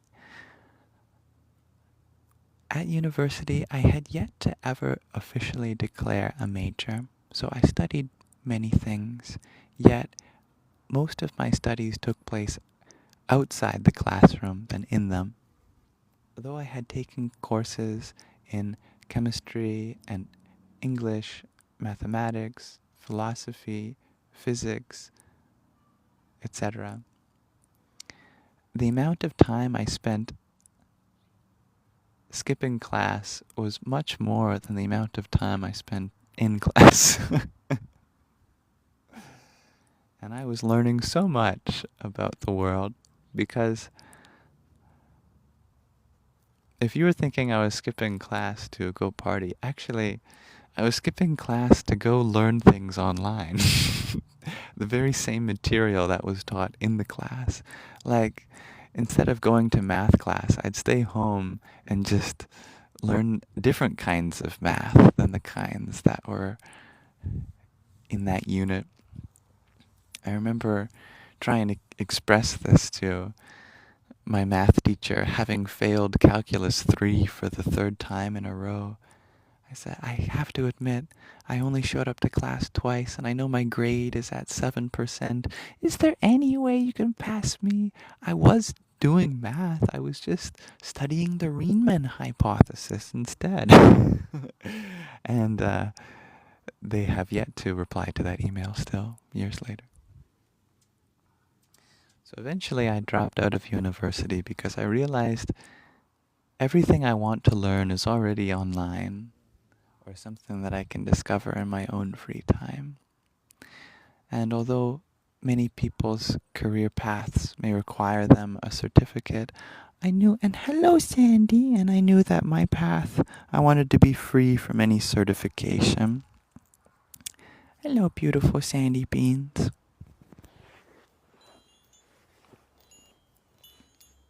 I love you, my friend. Thanks for saying hi as well. It's a good quote, Madeline. The only thing that interferes with my learning is my education.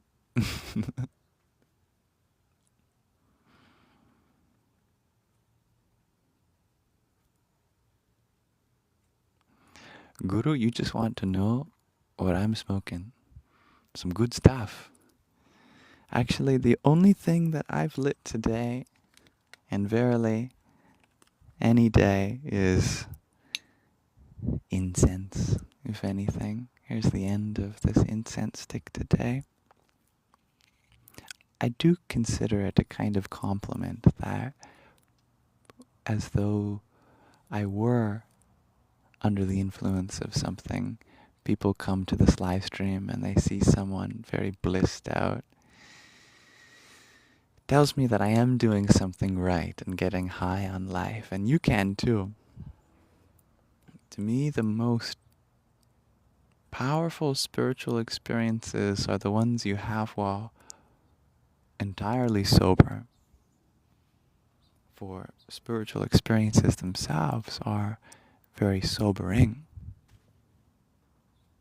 While it's true that many societies have used plant-based medicine to unlock dormant parts of their identity, it's also true that all of those same parts of themselves can be accessed entirely naturally. And that's the path that I'm very much committed to and have strong boundaries with. In fact, I consider this a part of my job, although it doesn't feel like a job. It's not my work. It's my love. It's my passion.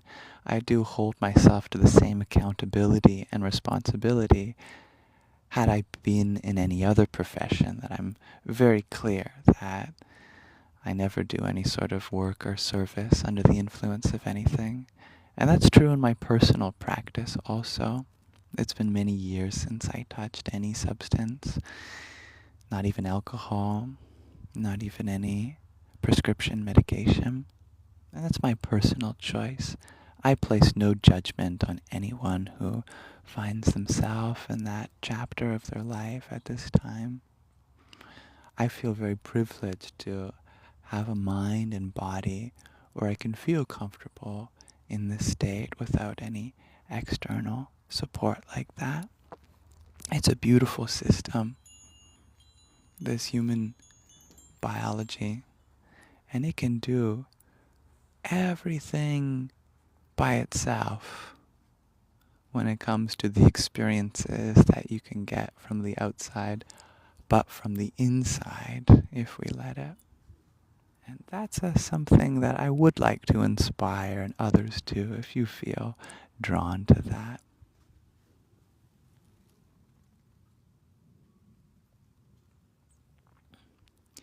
Madeline, you're wondering if I ever have caffeine or coffee.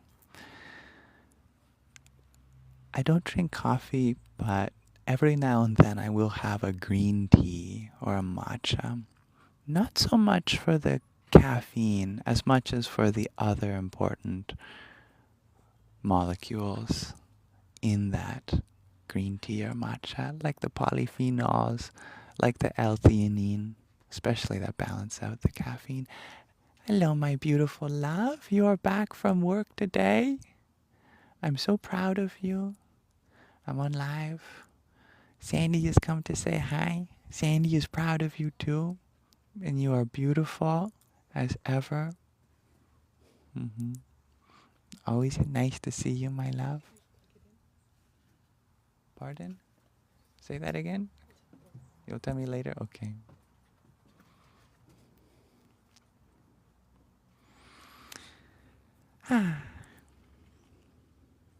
Thank you, Wee, for your rosa.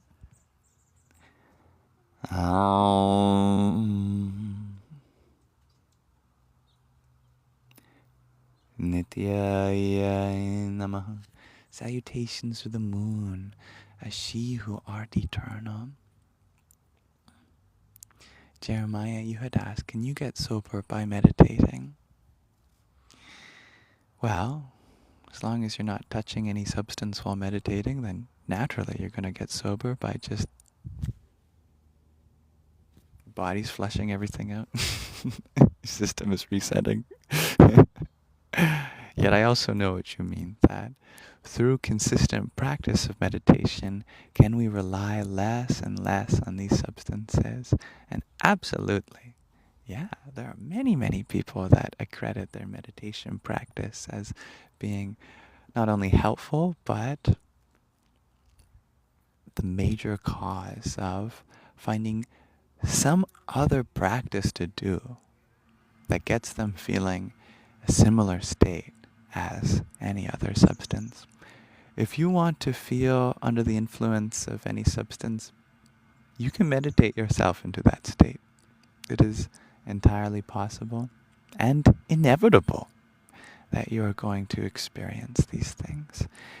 What meditation does, though, more than giving ourselves blissful states, is also giving enough space for us to be challenged by the darkness inside us that the substances numb us from.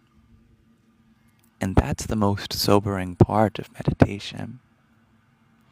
Not that it becomes this blissful experience of entering into intoxicated states, but that meditation means that we're going deep into the parts of ourselves that we don't normally have, parts of ourselves that have been hurt in the past, and through that pain, we go and reach for the bottle or whatever other substance it may be.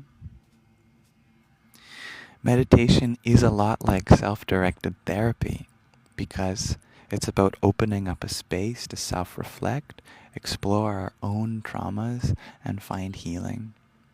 That can be a very painful process, and that pain is necessary because by being aware of it, we realize that it's not us.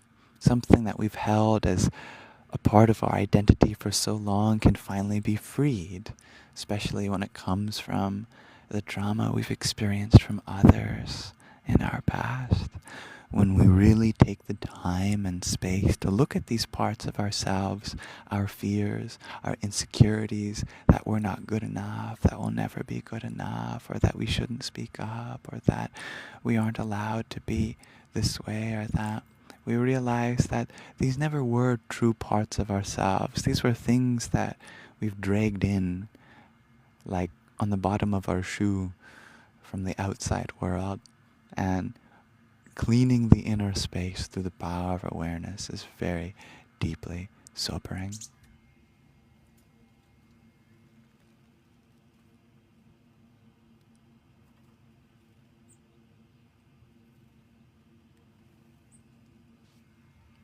Caden, you share your birthday is tomorrow. And can you get a shout out? Well, a shout out to you, dear Caden. A birthday is an important day. It marks one successful trip around what is the most important thing in our solar system. The very soul, S-O-L, from which we get the root of the word solar and solar system. That's the sun. Congratulations. You've made it a long way in the orbit of Earth. Congratulations. I hope you are proud of yourself for still being here, because, hey, every day can be a challenge. Many people ask themselves whether they can even get through this day. You've made it through not just one, but 365 since last year. That's wonderful. Sincerely. Nice work. Here's to many more, and happiness and health.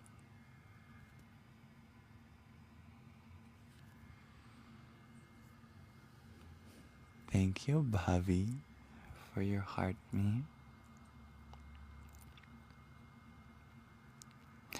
Om Nilapatakanyay Namah. Salutations to the moon, who carries as a banner the blueness of space.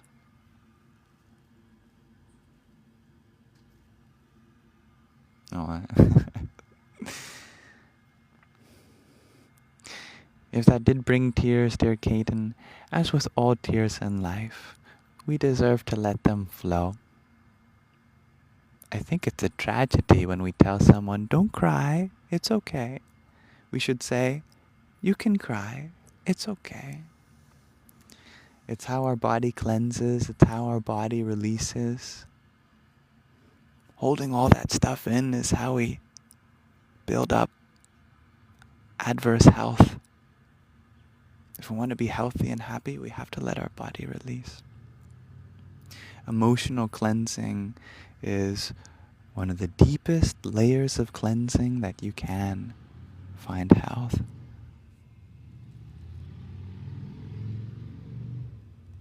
Dear, is it Micha? Misha? Mika? So many ways in which this beautiful name can be pronounced. You ask, what teachings do I follow? It's very simple. I follow my heart until it leads me into something that I need to confront, and then I either confront that and continue on my way, or I open my heart to a new way. And that's led me many places thus far. And is there a single teaching I can say is my North Star that guides my journey? Only in a very abstract and high level that goes by many ways of expressing itself. And that's just a path of love, a path of kindness, a path of open-heartedness. May every moment teach me something. And I ask, what is it that I want to be taught? What is it that I want to learn? I want to learn how to love. I want to learn how to be kind. I want to learn how to be humble. I want to learn how to see love and kindness and humility in everything. Like you, Sandy Beans. You're my teacher.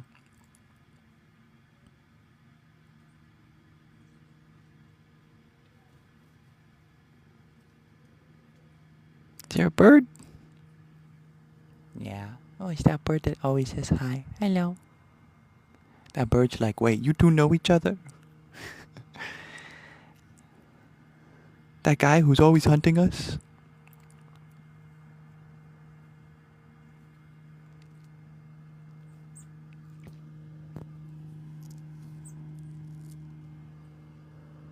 What do you think of this sound, Sandy?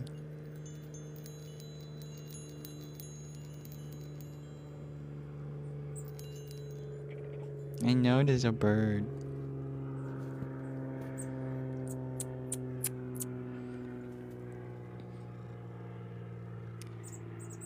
Hello, Lee Indigo. I'm in my backyard.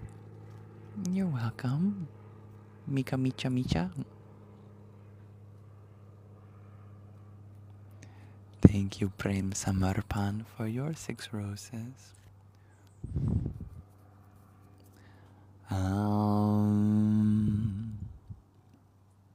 Vijayaya Namaha. Salutations to the moon as the victorious one. Giz, you ask, do I think the Buddha would have offed himself if he encountered a mirror on the road? I like that question. It's a play on the koan that if you find the Buddha on the road, you must off him. And many people are baffled by such an idea. Why would you harm the Buddha if the Buddha is the very way?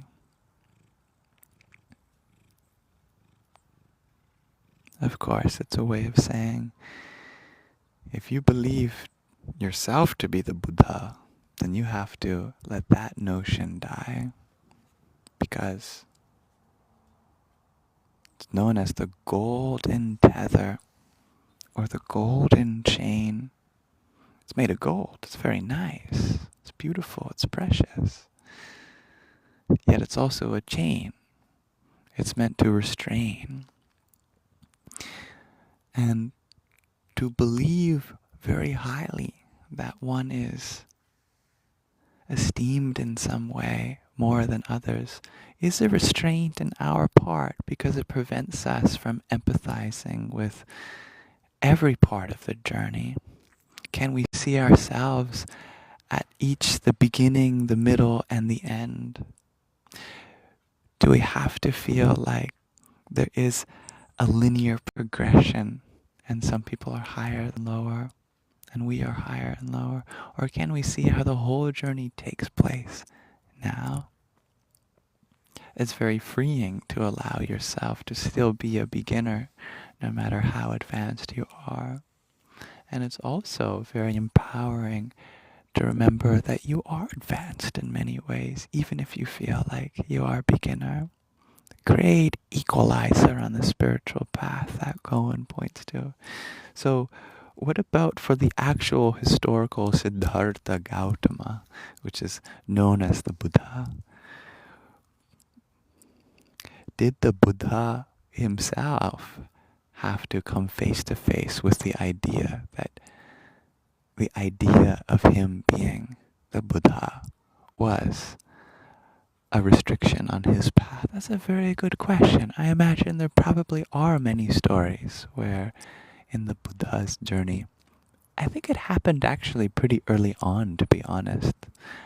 Even before he became a monk, there was that very humbling origin story, because he started his monkhood after the realization that he wasn't anyone special. So it was very good that that happened earlier on in his journey. In other words, the Buddha died before the Buddha was even born, because he was born a prince. And if you see, on most depictions of the Buddha, he has very long earlobes. And it wasn't until recently that I learned the real reason that the Buddha is depicted with long earlobes. Because many people say it symbolizes wisdom and being able to hear. And of course, there's truth there too. Yet there's one specific practical reason. And that's because back in the day, the biggest sign of wealth was, of course, the amount of gold you had. Even today, so much of the economy is backed on gold. Having gold earrings, being the heaviest precious metal at the time, would be a sign of status that lengthened your earlobes over time. So many people in the aristocracy had really long earlobes, and it was seen as proof that you're always wearing gold in your ears, that you must be a wealthy person of high status. And so you notice that the Buddha never wears earrings.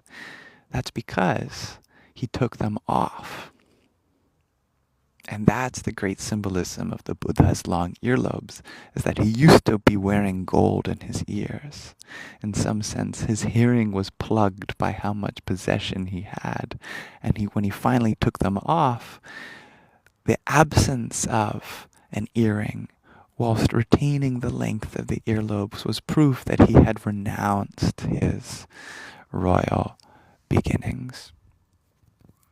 And I think that was kind of the equivalent in the Buddha's life of letting go of the idea of who he thought he was.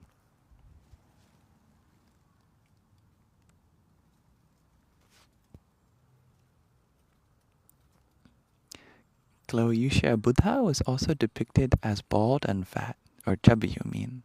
Actually, I think you're referring to a different character that's known as, what is it?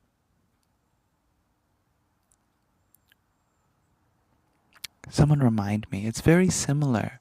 It's actually a different historical figure. The one that's laughing, that's known as the laughing Buddha. What is his name? I'm sure one of you know.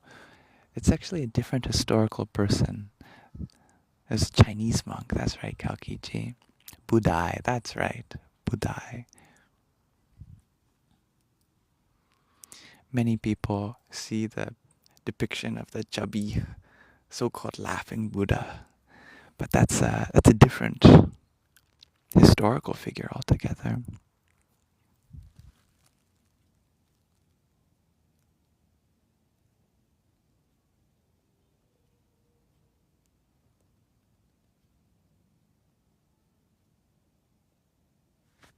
That's a good question brought by Foyer. Why haven't I taken my earrings off? Because I'm not a monk. I'm not on the same path that Siddhartha Gautama was of renouncing all their material possessions. That's called sannyasa. Sannyasa is the renunciation of worldly possessions. And another path is called grihasta, which is the householder's path, the path that honors having possessions. And yet, both paths have their own value, and not everyone is meant to be a monk. If we all were monks, then there would be no continuation of any sort of profession or generation, because we also require people that take care of households, communities, children, that sort of thing too. And in general, it's a very small portion of the population that become true sannyasis, that renounce the world and get rid of their material possessions and everything. Still, us householders or grihastis do have to be careful that because we do allow the privilege of having these possessions in our life, that we don't get too attached to them as though they are the source of our happiness. We are allowed to experience things in which our joy can come up and out to the surface, and it's a lovely privilege and blessing to surround oneself with beautiful objects and adornments. Yet we must always remember that the source of our happiness, the source of our joy, the source of the beauty comes from within and not the things that we put on us. Yet, the things that we put on us can be a part of our spiritual practice also. For example, in my hair and in my ears and around my neck, I wear rudraksha seeds, and these are very sacred to me. I love them very dearly, and each Rudraksha seed carries a kind of significance. It's a reminder of the yogic path. And more than the reminder of the path I'm on, it's also a way of expressing myself. And I believe it's important to express ourselves because how we carry ourselves is how we show the world a kind of energy that we wish to give to it. We're meant to have bodies and personalities that add to the dynamics of this universe. And that's the path of the divine feminine. This is the path that I'm very much drawn to.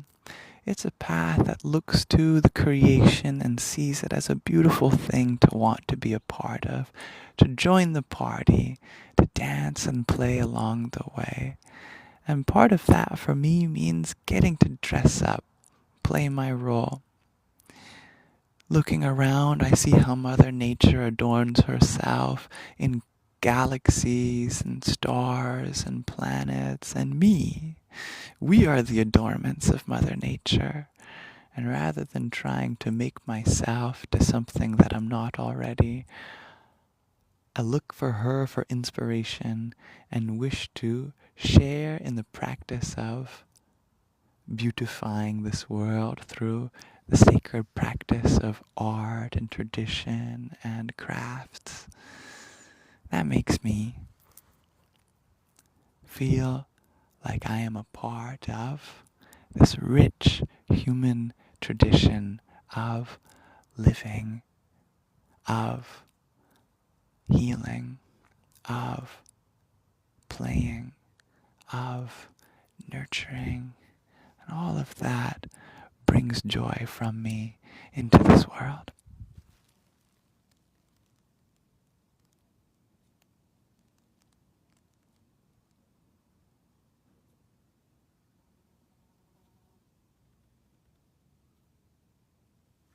Dear Bhavi, you're wondering, can I talk about the yogic path? Sure. It's very general because really we are all yogis already.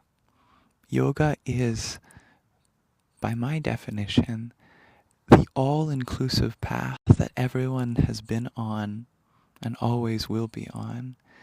The yogic path is the spiritual path. All forms of experiencing this world are a kind of yoga. Science is a kind of yoga. Religion is a kind of yoga. All religions are a kind of yoga. And that goes back to what I was sharing about where the word yoga comes from. It comes from the root yuj, meaning to bring together, to unify, to harmonize. When we apply our conscious will to something, that is yoga, whether it be arts, athleticism, any profession you can think of, taking care of the body, or some kind of intellectual discipline. That's all a form of yoga.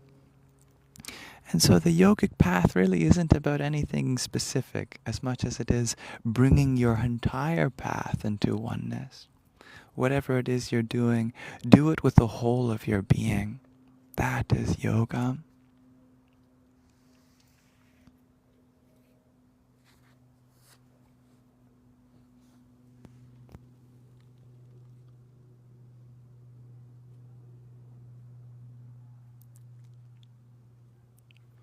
Dear Hugos, you share that I'm talking different than I normally do.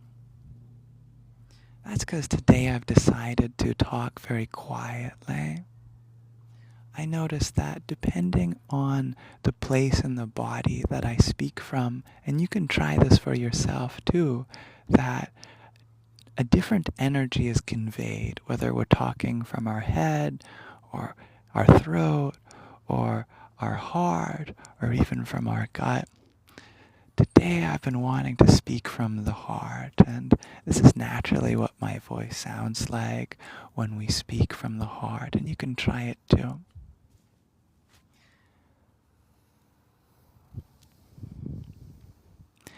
You know, a human being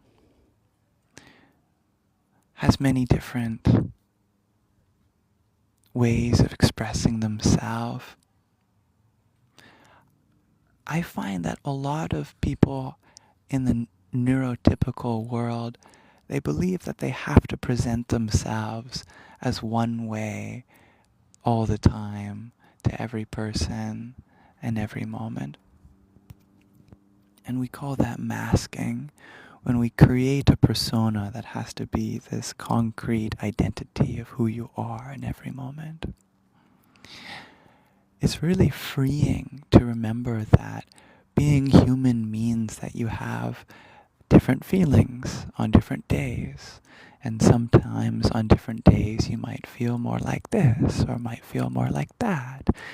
And how we speak can express the different ways that we're feeling. How we move can express the different ways in which we're feeling.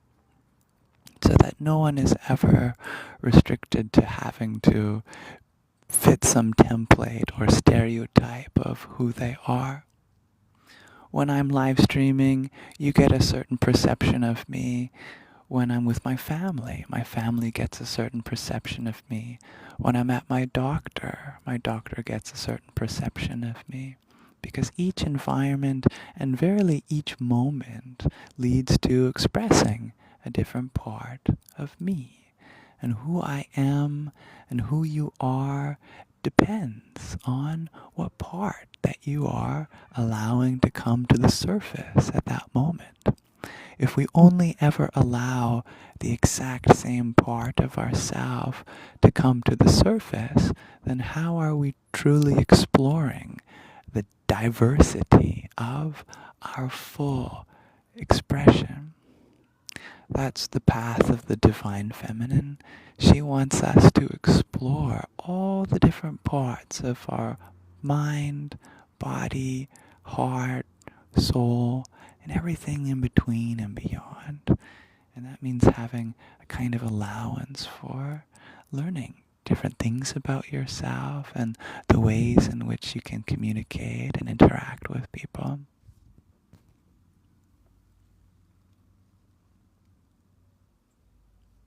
You understand? Dear Kalki-ji, you're wondering, am I more focused on jnana yoga than bhakti? Just curious. That's a beautiful question.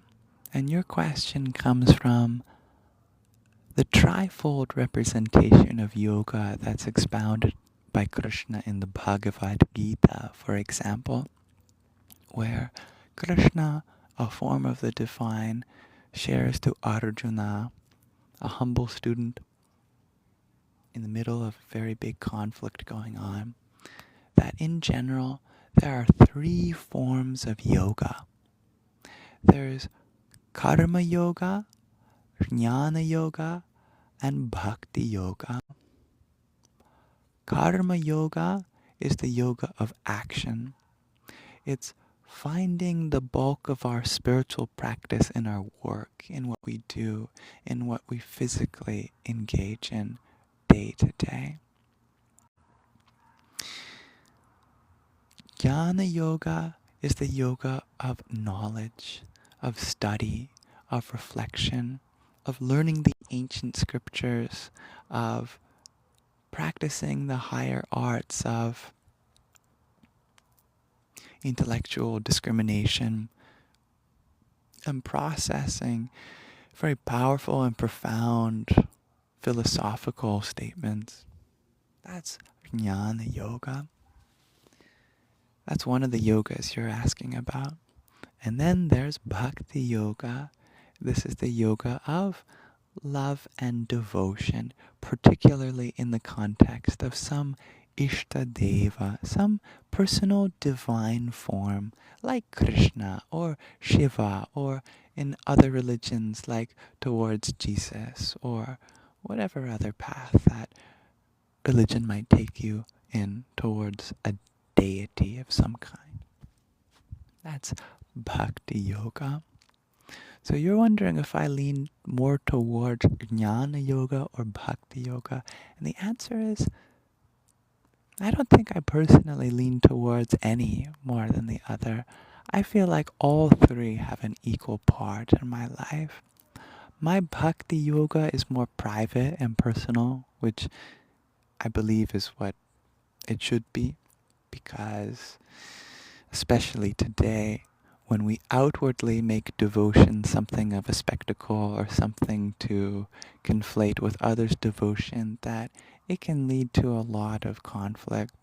And really, your connection to the divine can be a very personal practice. So on these live streams where I'm sharing, naturally this is a context in which you're going to get more of the jnana yoga, because it's difficult to do a live stream with a focus on karma yoga unless there's a third person view of me going out and helping grandmothers cross the road or cooking food for people. And it would be difficult to do a whole live stream just doing puja, because the amount of people that are going to engage with those types of videos and the preparation it takes to do those live streams is going to be very different from the simplicity and accessibility of a live stream that's more focused on sharing perspectives, which is the jnana yoga theme.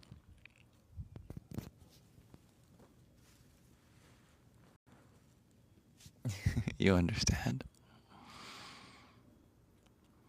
Robbie, you're wondering, what's my insight into nirvana? This is a good question.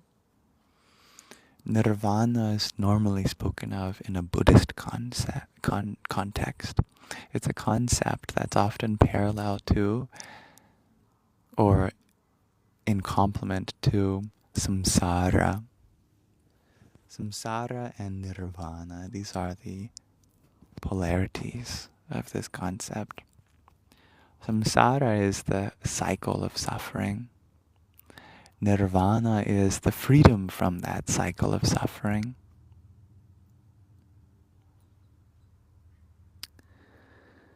Literally, samsara means that which goes round and round, that which is completely cyclical in nature.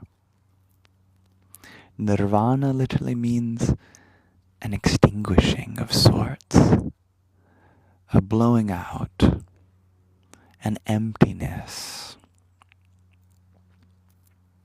That's very profound,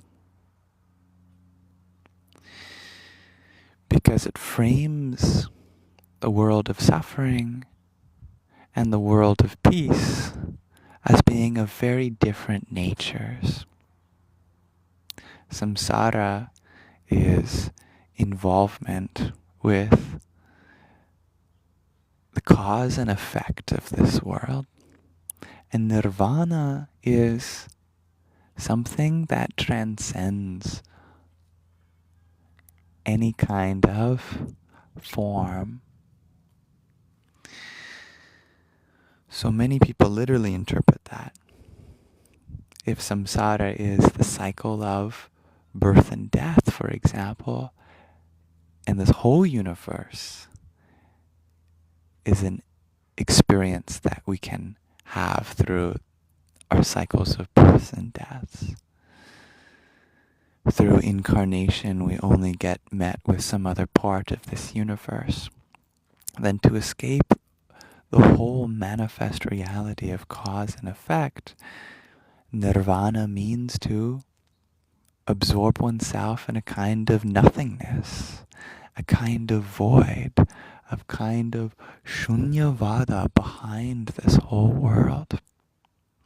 That's the literal interpretation, where we see this world as something to escape from, and the great escaping is the entering into nirvana. And that's where enlightenment is, that's where peace is, And that's where we are no longer bound by anything. That's the literal interpretation. A more metaphysical or metaphorical interpretation is that samsara is not the physical world itself, not the causal world of form, but our own cycle of identification and release from it.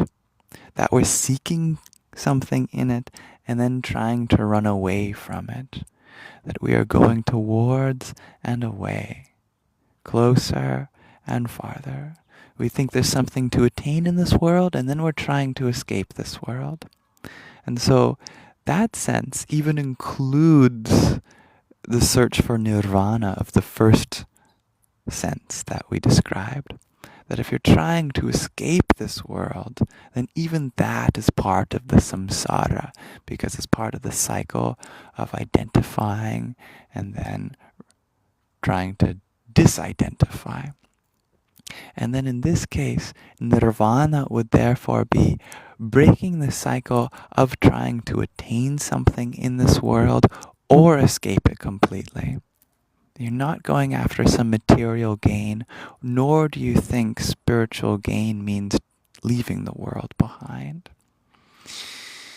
And I love the Bodhisattva interpretation of that, where their idea of nirvana is that the traditional conception is almost selfish. That if we're trying to escape this world, then we've really forgotten our deeper spiritual intentions of being a part of this world. Rather than seeing the world as the problem, we see the problem as as something being misconstrued between our relationship with the world. And so to correct that relationship is the real nirvana. A true emptiness from our misconceptions, from our ignorance, from our attachments and our detachments. We free ourselves completely from the ways we get caught up by this world, but that doesn't necessarily mean that we are no longer a part of this world. We change our intentions, or in some sense return to the original intention, which is we came into this world, and therefore we have some duty to this world. We are here to be a part of it, to make it a better place, to free up space for more love, more compassion, more loving kindness and friendship, and less suffering.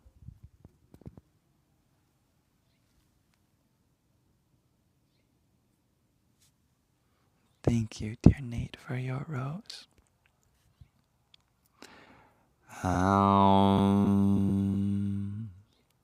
Sarvamangalaya namaha. Salutations to the auspiciousness in everything, or to the one that is, who grants auspiciousness to everything. A name for the moon.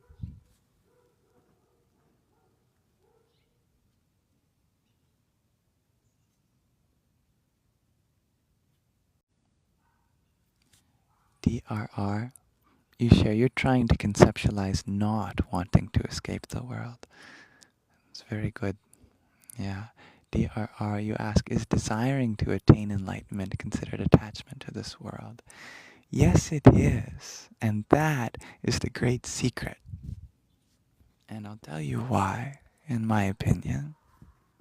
Because the idea that you have anything to escape means that you're still caught up in some identity in this world.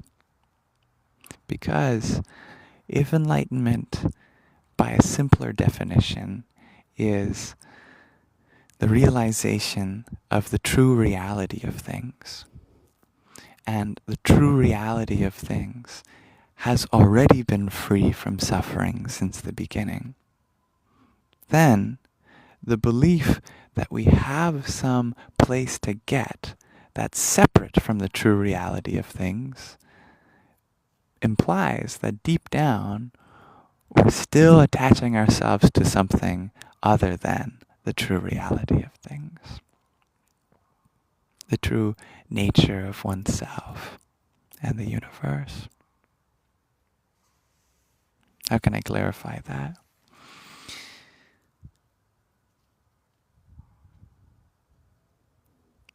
If what we are trying to realize is that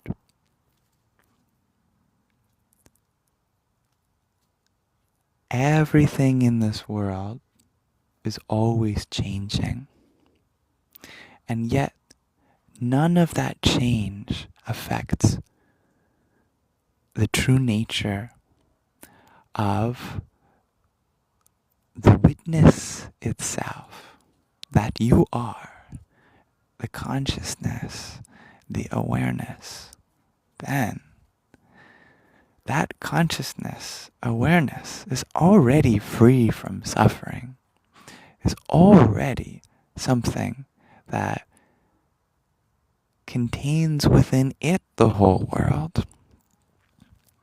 To presume that you are in the world and have to return back into that infinite consciousness means that you still think that you are not already abiding in that true consciousness.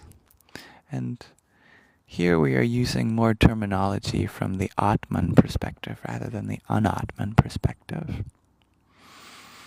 That's the idea of a self, of this pure, pristine, unconditioned awareness that is behind this world of forms.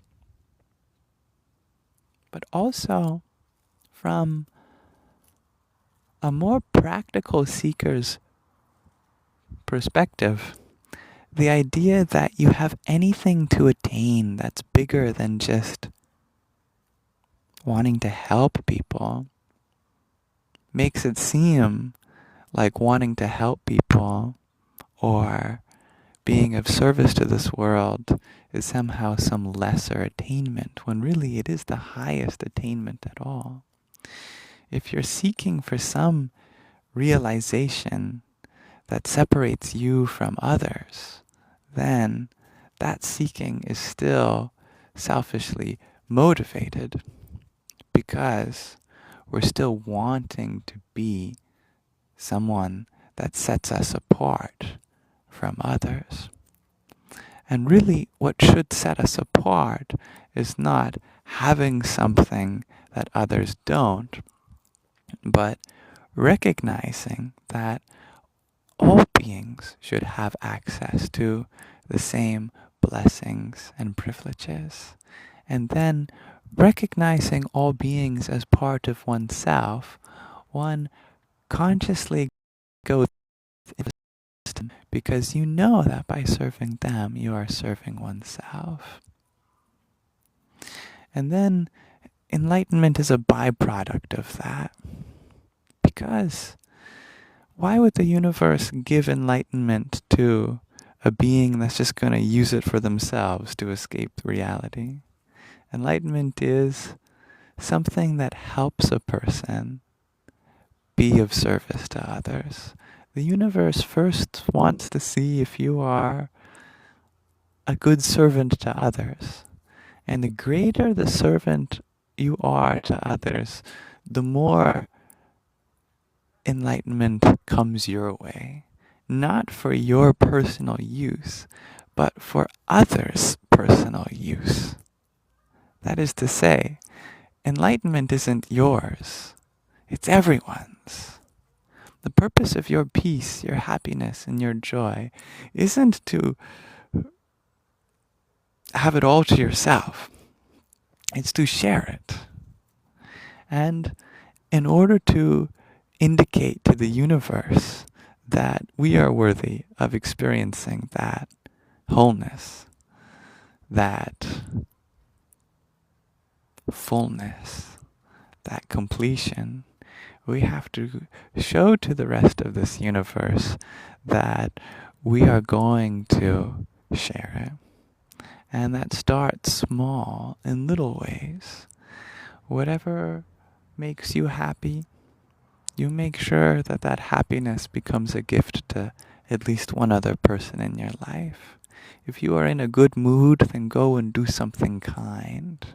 And if you are in a bad mood, remember that that bad mood is also a form of empathy for others suffering too. And your own negativity can become a form of empathizing with others' negativity too.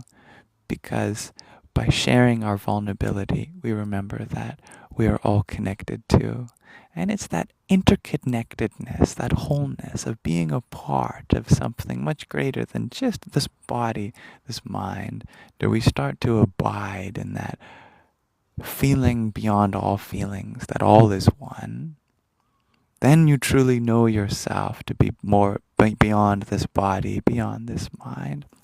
Then you truly know that no negativity can afflict you, that you cannot be bound by the cycle of suffering because you've escaped it by using it for the purpose of others' salvation.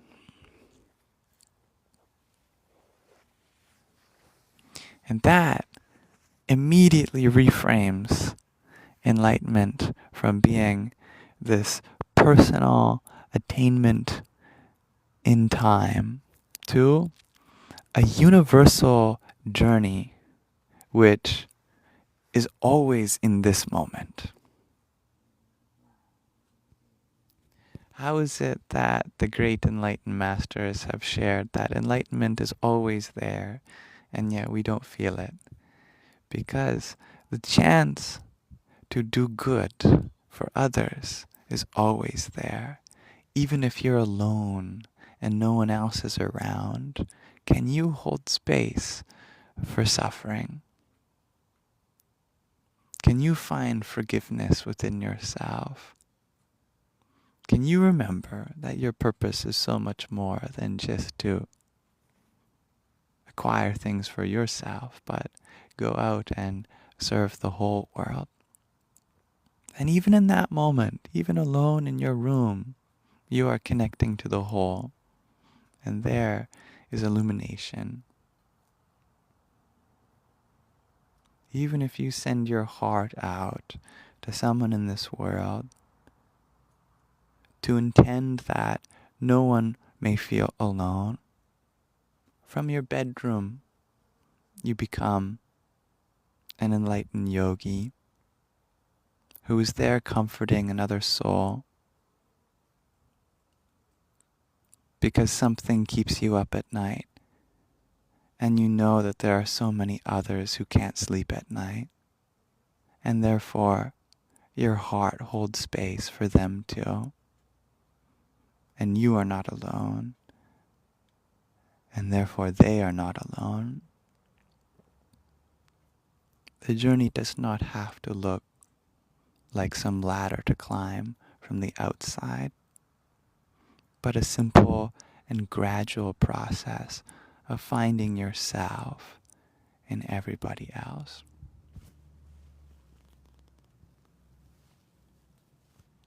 And that path benefits from humility. And in whatever humility I have, thank you for being a part of this live stream. If there is anything that I can clarify or do better with next time, please let me know. These are all just my own personal experiences, and everyone's experience is as equally valid as mine. I look forward to continuing to grow and learn with you all. I think it's a good time to begin to wrap up our live stream as we're narrowing in on 3 hours with a short guided meditation, if that's something that interests you also. And thank you, dear Rose, for your rose.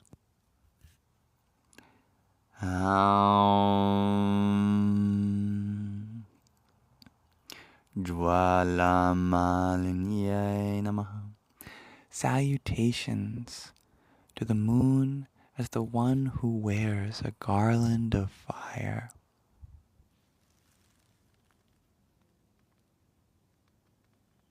And thank you, Anasek, for the quintet of love you so much is.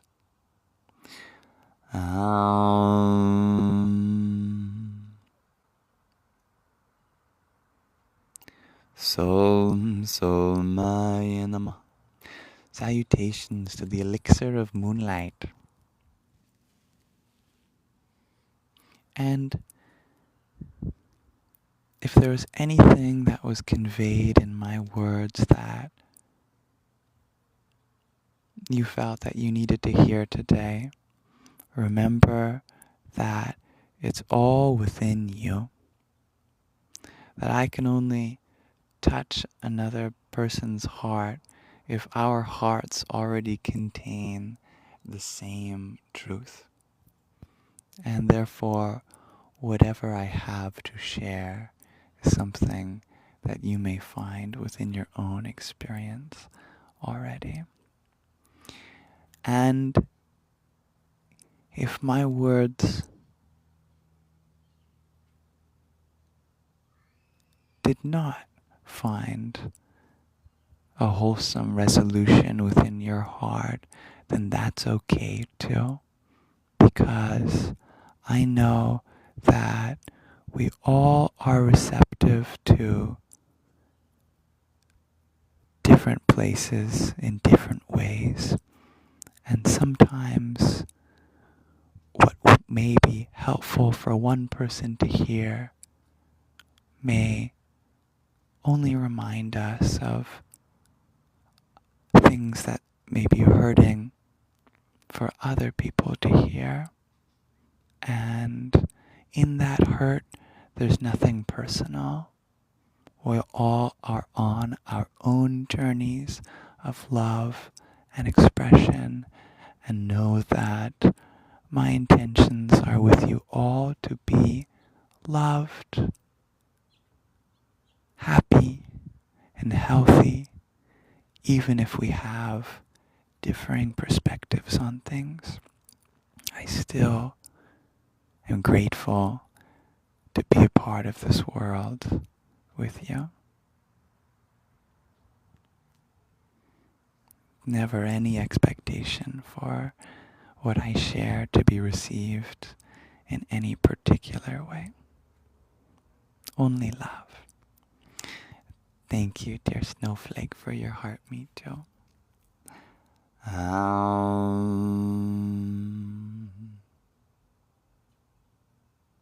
Shailaputriya Namaha. Salutations to the goddess as the wild child, as the daughter of the mountains.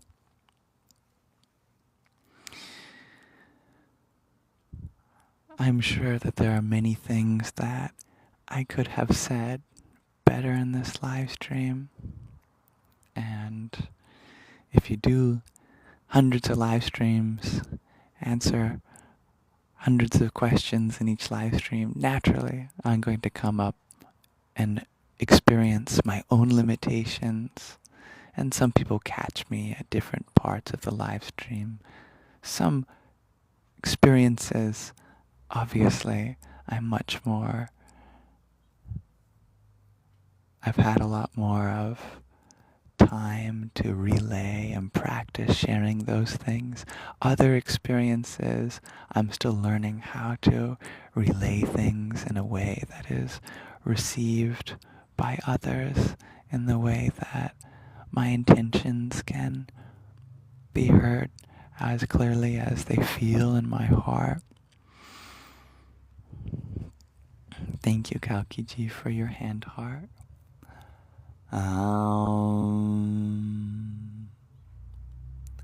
Brahmacharanyay Namaha.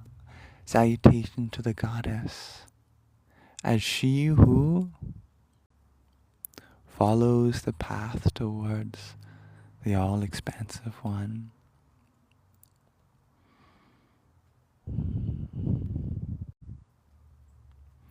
So if there was anything in this live stream that I could have explored from a more helpful perspective, you are always welcome to hold me accountable to that and forgive me. Let's now conclude with a short guided meditation. So if you'd like to join me for the next 10 minutes, I'd be happy to offer the space as an all-inclusive meditation environment. Whether you're listening and doing something already, maybe you're washing dishes, or maybe you're lying down in bed. This is a meditation that will not require your body to be sitting in any specific meditation position. Let's bring our awareness just to our breath, because whatever we are doing in this moment, we're certainly breathing, hopefully, unless anyone here needs the reminder to breathe, in which case you should probably do that.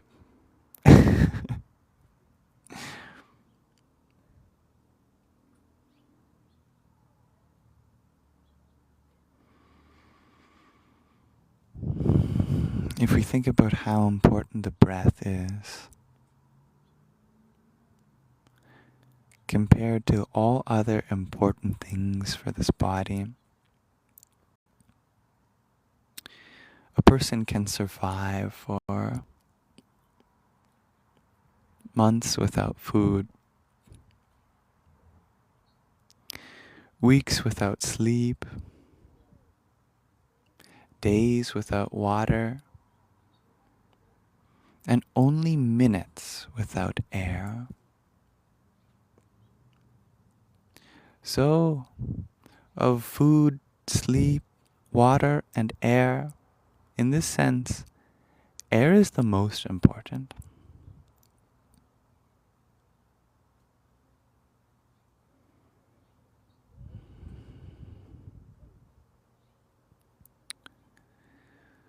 So let us bring appreciation into our breath for the air that we breathe.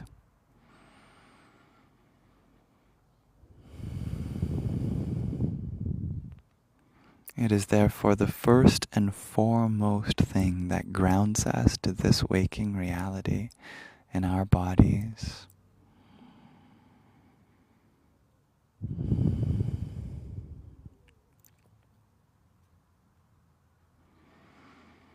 As we consciously breathe, let us reflect on how, just as these things are important for our body, the way that we engage with these things affects everything.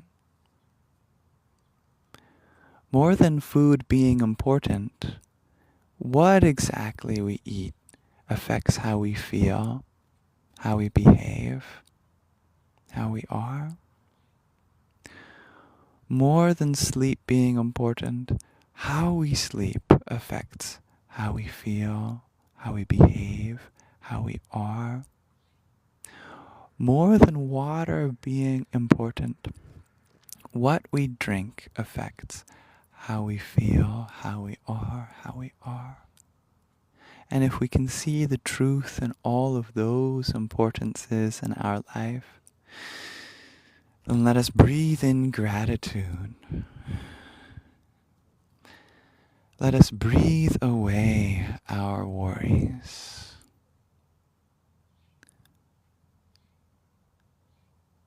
Let us breathe in acceptance. And let us let go of our judgments. Because the way that we breathe also affects how we feel, how we behave, how we are.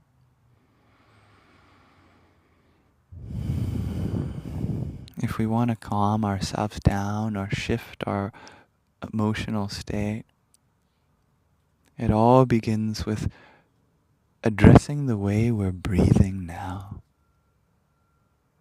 I want you to give yourself time to really intend, with the power of your mind,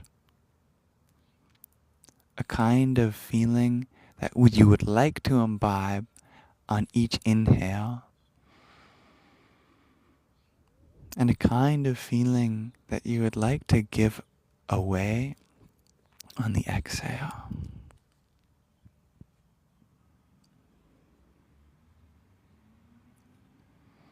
And you can look at that in two ways. On the inhale, you can ask, what is it that I want to receive from this world? Or what is it that I want to withdraw from this world? And on the exhale, we can ask, what is it that I want to let go of from my body? Or what is it that I want to give to the world? And we can take both paths here. I want to breathe in abundance, love, gratitude.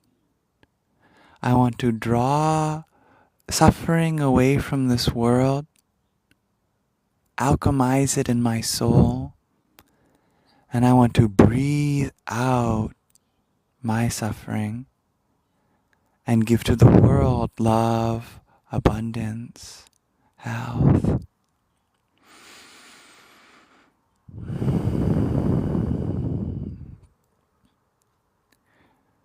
Therefore, let each breath be an alchemical reaction, transmuting the darkness of this world into light, bringing the light into this world to fill one's own darkness. And on the reverse too.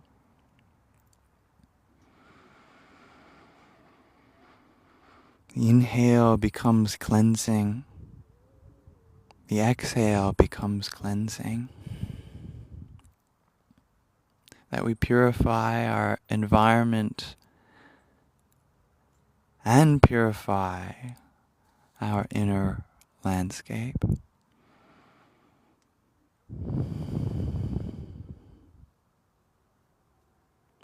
Through the power of the breath, we draw in the worries of this world. We also draw in everything that's wonderful. We keep what's wonderful, and we breathe out our worries, and we give out what's wonderful within us.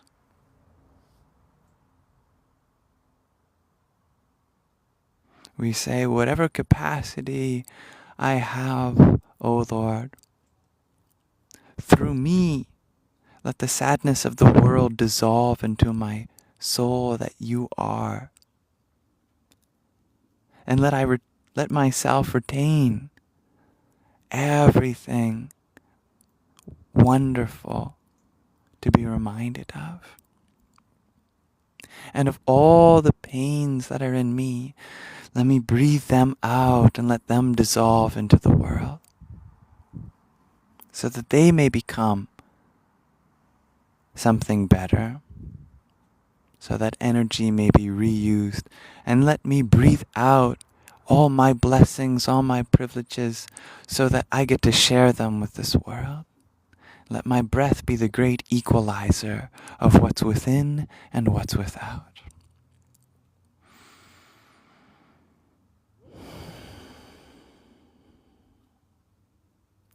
Verily, O Lord, may there be no difference from what is inside and what is outside.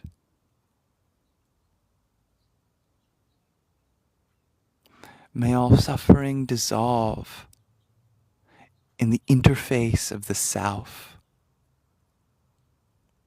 and may all wonder arise along the interface of the self.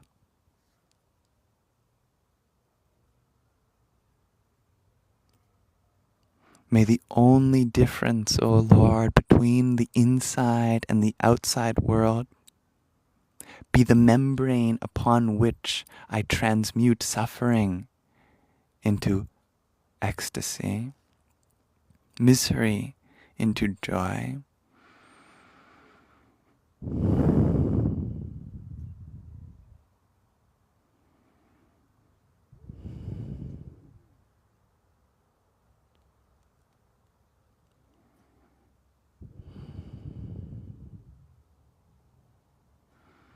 May my breath be a reminder of that.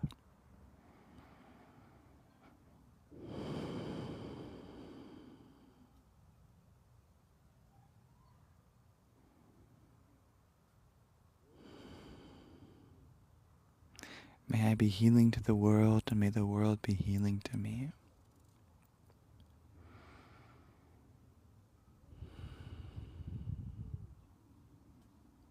May there be healing inside and out.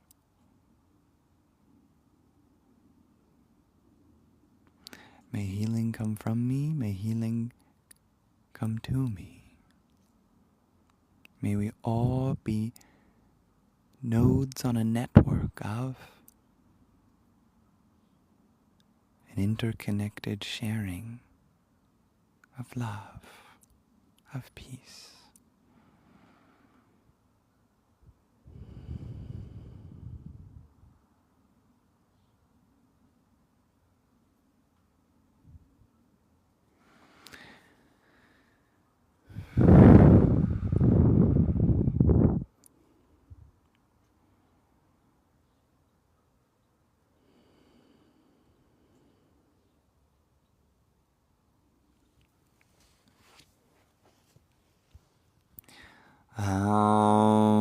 Asato ma sat gamayam tamaso ma jyotir gamaya mrityor ma mritang gamaya. Aum Shanti Shanti Shanti. Om.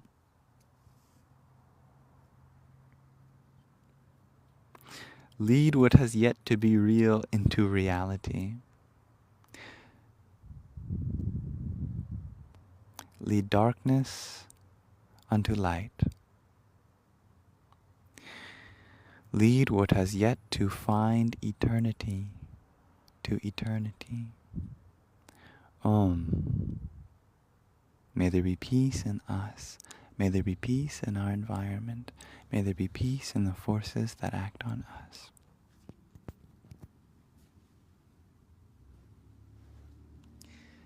Thank you for joining me in this little meditation. I hope that it becomes helpful anytime that you want to breathe consciously. May we always remember that we have the capacity to set an intention with our breath and use the breath as a profound tool and grounding rod. Hello, my beautiful love. Do you want to come say hi?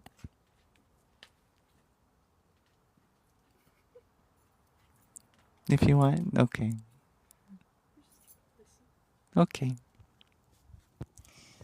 I can tell personally as this live stream has gone on, my body is very humbly asking if it can receive some more food. So if my energy levels have seemingly dwindled since starting this live stream, it's a good time that I go and feed myself.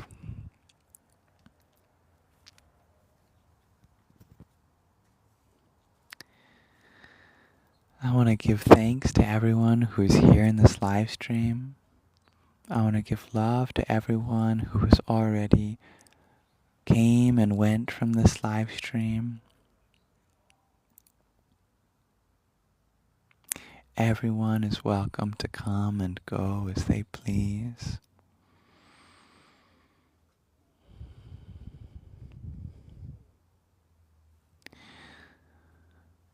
Let's send just a short prayer out to anyone who may have come into this live stream in a place of pain or hurting.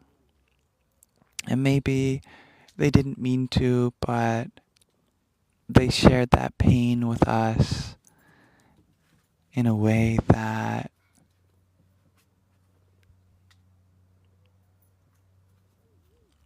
the space reminded them of something that they were healing from. Let's just give healing to everyone in our heart's heart. Send that out.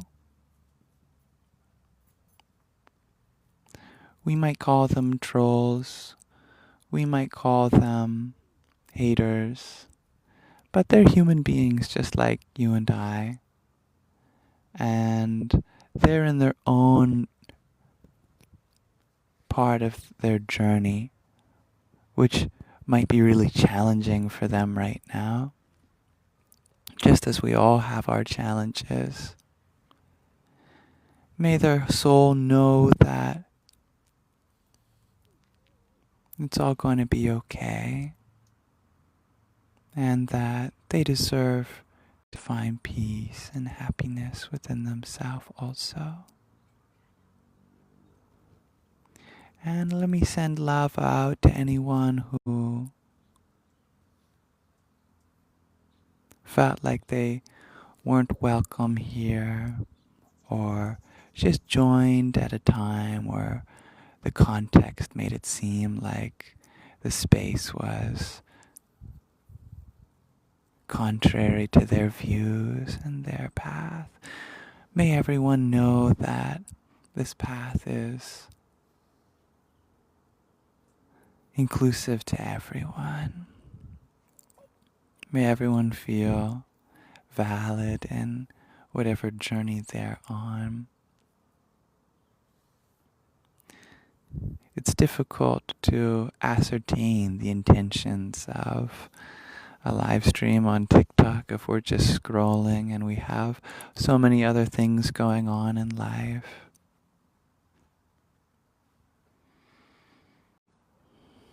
And let us find appreciation for all the joy and wonder and happiness that we shared amongst each other here. Mosquitoes are coming out.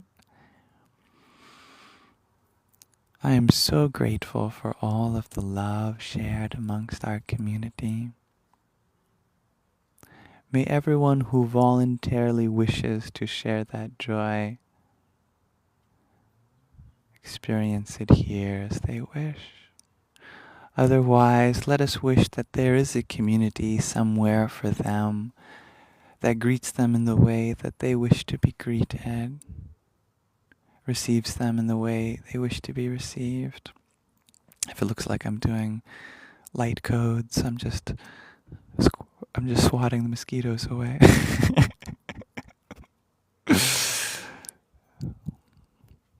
Doing a sacred series of mudras. No, I'm just making sure that my skin retains unperforated.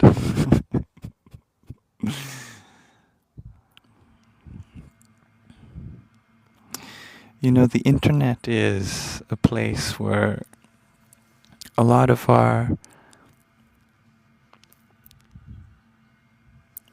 more hidden aspects of ourself can feel comfortable to come out.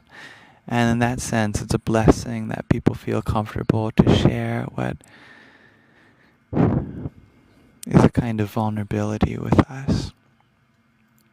And we want to hold space for that with great care, great respect. It's an honor to be empathetic and vulnerable human beings.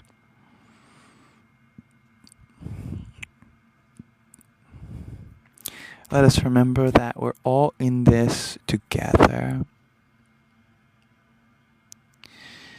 There may be certain forces in this world that make it seem like we have to choose sides, that we have to convince each other of something. Yet the only thing we have to convince is to convince ourselves that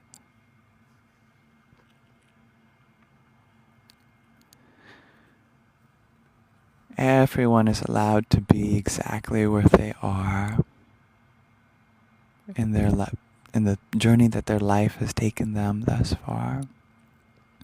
I want everyone to feel that assurance within themselves too.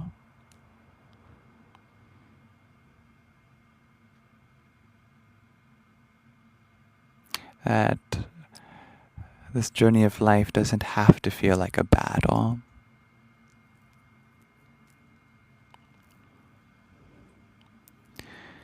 It can be challenging, yet the challenges are a part of what makes us able to inspire. Because if we can take them on with courage, humility, and trust within ourselves, then each challenge allows ourselves to grow in some way, and so that we may show others that it's possible to grow through these challenges too. And therefore we are all connected, and nobody is truly alone. We all have each other to look up to. I felt it necessary to end with those things in mind today. Alright, I will be back. Every 5 lunar days I do a live stream. Today's lunar day was Chaturthi. That's the 4th lunar day since the new moon.